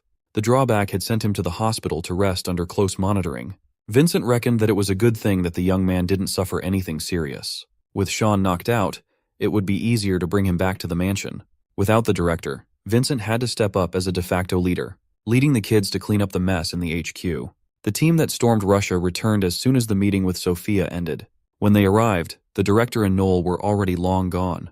While cleaning up the mess, they also discovered that Knoll took the good kids list with him. That means the situation that the director was wary of has happened. Knoll is on the move to take back all the children that were sold all over the world. Unbeknownst to them, the sly bastard had already started on that mission as he stormed Japan to retrieve one of the good kids on the list. Knoll mercilessly kills the adoptive parents of a little girl, convincing the kid that she doesn't have to be scared as he is not the enemy. On the contrary, he came all the way here to save her. With his ruthlessness, strength, and charisma, who would refuse such a magnificent bastard? For now, Vincent is building a catalog of the buyers and their locations from the backup list. The problem is they don't have nearly enough manpower to protect all of the kids. He had to improvise and request help from the bear bastards up in Russia. It helps that they currently share the same goal. Rachel believes that even if Knoll took out the buyers, the control over the good kids wouldn't necessarily be transferred so easily. In normal cases, that would be true. However, according to Mary, Knoll has the method to bypass the three principles altogether. If Knoll really has that in his back pocket, it would be utterly catastrophic. The director had always been afraid of good kids who can ignore absolute principles. That's precisely why Rachel's first task when she found Sean was to check if he was still under the control of the three principles. Sean is a special case, though. Vincent is worried that Sean might have realized something that he shouldn't, but that doesn't seem to be the case for now. Based on the recent incidents, it's safe to assume that Knoll will be trying to contact Sean as soon as he can. That's the reason they must bring the young man back to the safety of the mansion no matter what. If he and Knoll met, it would be the worst-case scenario. You see, a few years ago, an affluent woman stopped by the mansion with her son in tow. The director met the woman in the middle of the night, and she asserted that she knew what kind of place he was running. The old man tried to play dumb as the woman impatiently dragged the little boy out of the car. It was little Sean. She demanded that the little boy be raised in the mansion at all costs. The director tried to refuse, citing that his orphanage only takes in lambs that have lost their way, not children who obviously have a family of their own. The woman forcefully pushed Sean towards the director, promising to pay however much he wanted just to take the boy off of her hands. She proclaimed that she couldn't possibly raise such a monster. She did not care if Sean got adopted or sold off somewhere else. Speaking of Sean, he finally woke up after a few days of rest in the hospital. Memories of the night on the campus flooded his mind. His scuffle with Mary, his fight with the mysterious Jang Hyun, everything slowly came back to him. He remembered Knoll giving the order to that lunatic to kill Hyunho's mom, and Sean bolted out of the room like he was never drained. Still in his hospital gown, Sean ran through the streets, heading for Hyunho's residence. He managed to reach the apartment building and was met with a broken elevator. Sean was still hurting from all the injuries he sustained, but he desperately gritted his teeth through the pain. Heading up the stairs, he saw the reason why the elevator was stuck. There was a katana lodged between the elevator door on the higher floor. It was Knoll's blade. The majestic bastard was posted up on the stairwell, patiently waiting for Sean to wake up and come to this very place. He playfully pouted, telling Sean that he's been waiting for a while now just so they could formally meet. Clueless as to who this white-haired bastard was, Sean's keen battle senses took over as he asked who Knoll was. Knoll was actually quite hurt that the young man did not remember his voice. He took Sean's hand, holding them tightly, and confessed that he had come all the way to this place just so they could see each other. Knoll closed the distance between them in the blink of an eye, making Sean wary of the man's speed. To refresh the young man's memory, Knoll professed that he came here to kill Hyunho's mom. Upon hearing that threat, Sean squared up even if he had no underwear underneath that hospital gown. Now that they are properly introduced face to face, it's time to hash their beef out with force. Knoll found it a bit troublesome that Sean's still trying to act like a good child by picking his own parent. Sean was just confused by his words. Knoll was already expecting the reaction, but he found it regrettable that the young man doesn't seem to remember his roots. He doesn't remember what kind of person he really was. Knoll retrieved his sword out of the elevator door, ready to fight. He unleashed a wide-reaching slash with the intent of lopping Sean's head off, but he missed by an inch. Noel adjusted his grip and stabbed his blade downwards, knocking Sean off balance. He revealed that Sean was never a good child like the rest of the kids in Dead Mansion. That truth bomb seemed to resonate deep within his mind. Sean was discarded by his own mother, treating him like a disgusting monster to get rid of. In that rainy night, the little boy asked his mother just what he had done wrong to deserve this treatment. He just acted out of her interest after all. His mom kept on complaining about a friend of hers that was too talkative and annoying. So Sean took matters into his own hands. The kid killed the annoying friend and her dog. Although he felt a little regretful, at least his mom could finally have her peace. He believes that instead of being shunned, he should be praised for a job well done instead. Hearing Sean talk about taking life so normally made his mom look at him with terror. The director was forced to accept and raise the troubled little boy. He took Sean to the chapel. The kid found it weird that he's being punished for being nothing but a good child who listens to his mother. In that chapel, young Noel saw Sean for the first time ever. Back to the brawl of these two good children. Noel admitted that he found it strange how Sean wasn't even trained to listen to his parents, without an ounce of resistance like everyone in Dead Mansion. He had always acted like a good child out of his own will. With that being said, Noel promised that if he keeps picking one parent after another, Noel will take away those parents as many times as he needs to, until Sean gives up. Noel's words jogged Sean's memories. He finally remembers just how his real mother looked at him with utter disdain and fear. Anger took over, and Sean firmly grabbed Noel's blade with one hand and smashed it in half with the other. Noel was caught off guard. The tip of his sword had been stolen, and is now heading for his head. He adeptly dodged the hasty attack as he continued instigating the primal fire within the young man. Noel was simply telling him the truth. No matter what he does, Sean can never be a good child. The real him is just an empty vessel of despair and murderous tendencies. Back in the Dead Mansion, Beluga Kozlov was on a treasure hunt. The cultist bastards of the mansion might be a little weird, but they sure do have good taste in wine. As long as there's vintage booze, the great strategist will sniff it out. Vincent found him raiding the wine cellar and labeled him a thief on top of being a scoundrel. While Vincent is starting to regret letting such a fiend enter their home, Beluga argues that a guest like him should have been treated better in the first place. On the table were the documents regarding the guard detail of the mansion's clients. As soon as Beluga was made aware of Noel's mission to target the sold-off kids, he took the liberty of lending a hand since one little brat would not be nearly enough to protect those high-profile clients. He deployed multiple barefoot mercenaries on every location on the backup list to deter Noel from making a move. Beluga also distributed the number of guards based on the client's wealth. He knows that in this business, protecting the VIP is the key to success. Beluga Kozlov might be a loudmouthed drunkard, but he's also the brilliant chief strategist of Barefoot. Even while raiding a wine cellar like a goblin, you have to admit that he lives up to his title. As he opened the precious bottles of wine, he urged Vincent to stop pouting over a few vintage bottles of booze. This can be considered a dirt cheap payment for what he offers. He doesn't even know how much each of these premium bottles cost. The director would surely flip out if he found out. But that's precisely why Beluga's drinking them. Vincent probably couldn't even taste such good wine if the director was still around. So they might as well make the most of the situation and share. Even though he's a stickler for the rules, Vincent eventually caved in. Before you know it, they've already drunk a few bottles between the two of them. Beluga is in an excellent mood, praising the blood of Christ for tasting so good. As an added bonus, he even made Vincent a partner for his crime. Once they were drunk enough, he asked Vincent about something that he'd been curious about for a long time now. He wanted to know how the Dead Mansion managed to brainwash so many children with that bizarre three-principle creed. He just can't fathom how those brats follow every directive without fail, making them the perfect little soldiers. Beluga is aware that it's a trade secret, but the phenomenon just made him too curious. Vincent answered that most of the kids that come to the mansion have been abandoned. Kids like them have a stronger wanting than others. They simply use that desire, reinforcing the feeling of abandonment due to lacking certain characteristics. Through a repetitive process, they brainwash the kids to become good children, instilling in them that good children must prove their worth, that good children must be better than anyone else in the world. Through that simple ethos, they can finally become a part of a family. If they ever fail to uphold the principles, they will be abandoned once more. Beluga wasn't buying it. He can't believe that these cultists can really control a person with such a simple process, but the feeling of wanting must never be underestimated.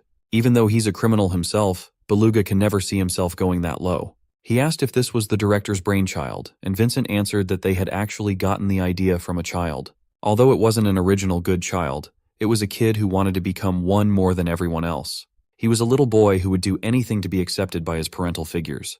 From the first time the director laid eyes on Sean, the vision immediately sprouted. The absolute three principles originated from Sean himself, and right about now, Noel is reminding him of that fact. With his bleeding hand sealed by Noel's grip, Sean resorted to using his feet to attack. For the first time since the battle started, he managed to land a clean hit. It did not do any meaningful damage, though. But Noel is glad to see that Sean has finally regained some of his strength.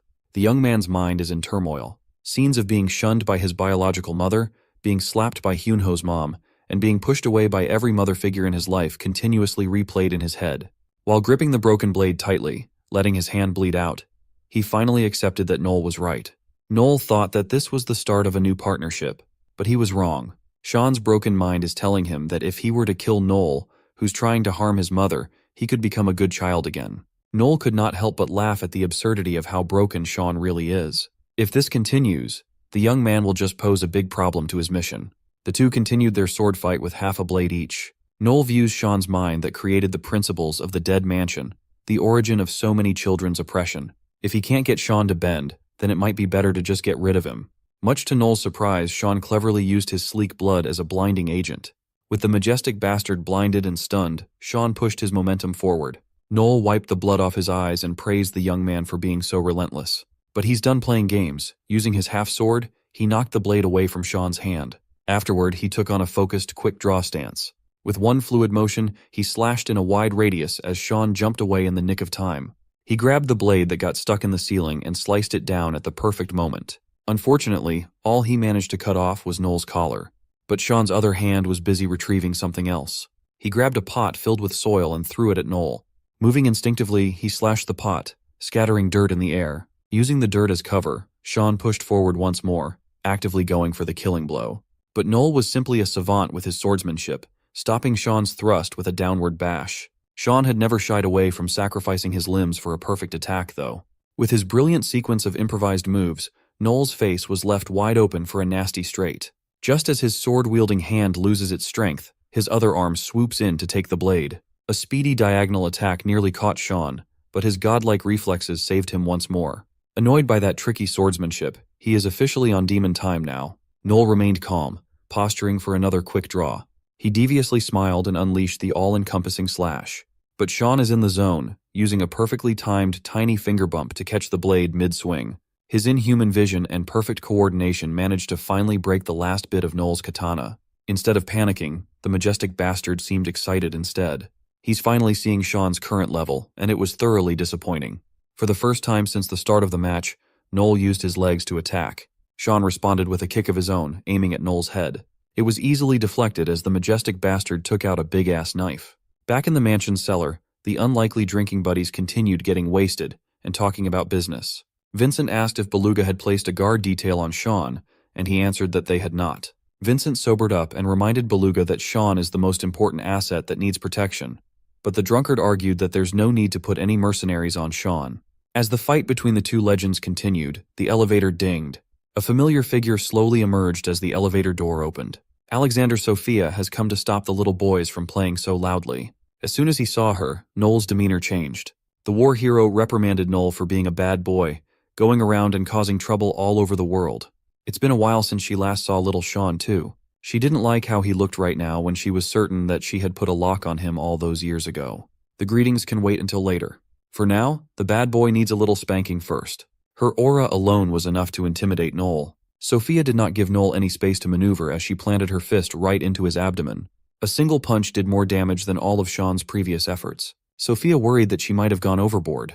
Noel's just a kid in her eyes after all. He's just too light. And the lighter he is, the faster he can flee. The injured Noel managed to snake his way out of trouble against Sophia. The slippery bastard broke a nearby window and made the jump from a few stories high. It should be fine, though. Sophia didn't even come here to capture the unruly bad boy. She came here to talk with Sean, her disciple. Even though she put a lock on him, she still couldn't stand how weak he had truly become.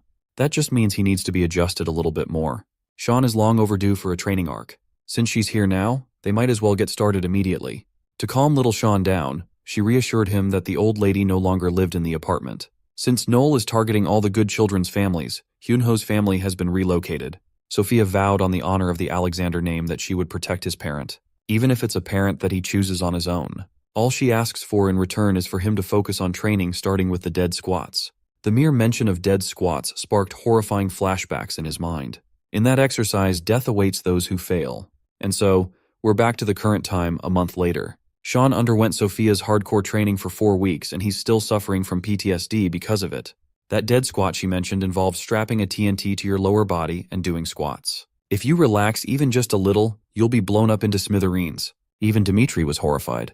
He thought the Alexander family training method was just some Russian urban legend, but it turned out to be real. Even the mention of the Alexander name is triggering Sean. As for how much he actually improved under Sophia's guidance, Dmitri was curious. Sean cheekily responded that if he's so eager to know, Dmitri can just see it for himself in first person. There are still some lingering feelings of competition between the two. Finally, they arrived at their destination, and Dmitri pulled up in front of the school. Before he got off, Dmitri told Sean to wait a little bit. He asked if the young man really had to go back to school after everything that transpired. Being out in the open would only pose more danger. Sean did not like the feeling of Dmitri being concerned about his safety at all. What the big softy was trying to say is that Sean should contact him as soon as he feels something off instead of stubbornly dealing with everything on his own. From an outside perspective, the two looked like father and son bickering before the first day of school. Park Cheyon's name is still a hot topic of discussion since he's publicly known to be involved in the bullying incident that shut the school down. Sean overheard the murmurs of the people around calling Dmitri his dad, and he felt a shiver go down his spine. Meanwhile, in an abandoned warehouse, the lunatic, Jang Hyun, is lounging around while listlessly looking at his nasty special fabric. His reverie was broken by Noel's arrival, nagging him to get a better place to live in. It has been a while since they last saw each other, and Hyun has been itching to ask so many questions. Around the warehouse, Noel noticed that the lunatic did some decorating with a bunch of random stuff. There's even a vending machine in there. Hyun picked up a pair of scissors and stabbed at the vending machine to offer Noel a drink just to be polite. After getting the drink, he dragged Noel back to his living area. He sat Noel down on a chair and urged him to speak the truth and nothing but the truth. Crazy Hyun is not in a good mood at all, and he doesn't have time to listen to lies. Hyun pressed Noel about his promise to find a particular person for him. Of course, the manipulative bastard swore that he was doing everything in his power to find that person. But before that, Hyun should hold up his end of the bargain and bring back Sean first. The lunatic's patience is running thin. He swears that if he gets so much as a whiff of manipulation, he'll really kill Noel without hesitation. But if there's anyone in the world who can match Hyun's freak, it's Noel. When they first met, Noel thought the lunatic was just some slow-witted but skilled kid. But he knows now that Hyun's more than that. For a moment, he contemplated just killing the lunatic to prevent any erratic blowback. Hyun immediately noticed and warned him not to draw that sword, though. He still has that pair of scissors in one hand after all. Noel played it off as a joke and assured the lunatic that he would look for that particular person harder. He also came here with a proposition. He wanted to ask if Hyun wanted to try going somewhere fun for a while. The lunatic's interest was instantly piqued. Back on the campus, the first day back to school is now in full swing. As soon as Park Cheon entered the classroom, whispers about his involvement in the incident spread. He was already expecting this much, though. Mary actually helped him to overturn the suspension by blackmailing the school principal. She used a weapon so vile and disgusting that even Sean thought it was too much. It was a picture of the principal in a maid costume while acting all cutesy. Do you know what the worst part is? Mary did not even edit that photo. Sean can't decide what's worse between the dead squats and seeing that picture. The first day of school invites a lot of unwelcome elements. Since it was proven that his pictures with gangsters were fake, the wannabe high school thugs have been gunning for him. The thug asked Park Cheon to go out of the classroom and follow him somewhere else. It's a 3-against-1 in the school parking lot. The thugs were yapping like a couple of dumbasses while Sean's scanning the area for witnesses. Upon confirming that no one was around, he flicked one of the thugs in the jaw for fear of using too much force. After his training with Sophia, even just a finger flick can be used as a deadly weapon. He's been thinking of testing out some moves on real people, so these thugs would do. He even promised to go easy on them considering that they used to be part of the same crew. Recalling his month-long training, Sophia taught him that his main problem was pressure. The pressure he puts on himself by thinking that he's under control of the 3 principles is crippling his power output. While he can understand the concept in his head, his body just can't keep up. Since that's the case, Sophia devised another training method. Since he can only exert a percentage of his strength with the 3 principle restriction, they can just increase his total strength. As a result, the percentage of strength he can tap into has been tempered to terrifying heights. The thugs that invited him to get beat up in the parking lot fell one by one. It wasn't even a challenge. One of the fools panicked and grabbed a steel mop nearby, waving it around like a nincompoop. Sean just dashed forward like a compact freight train. Timing his kick, he aimed at the mop heading for his body. If he can break Noel's katana, he can certainly break a random dullard's mop. Sean did not even bother beating the clown up after that.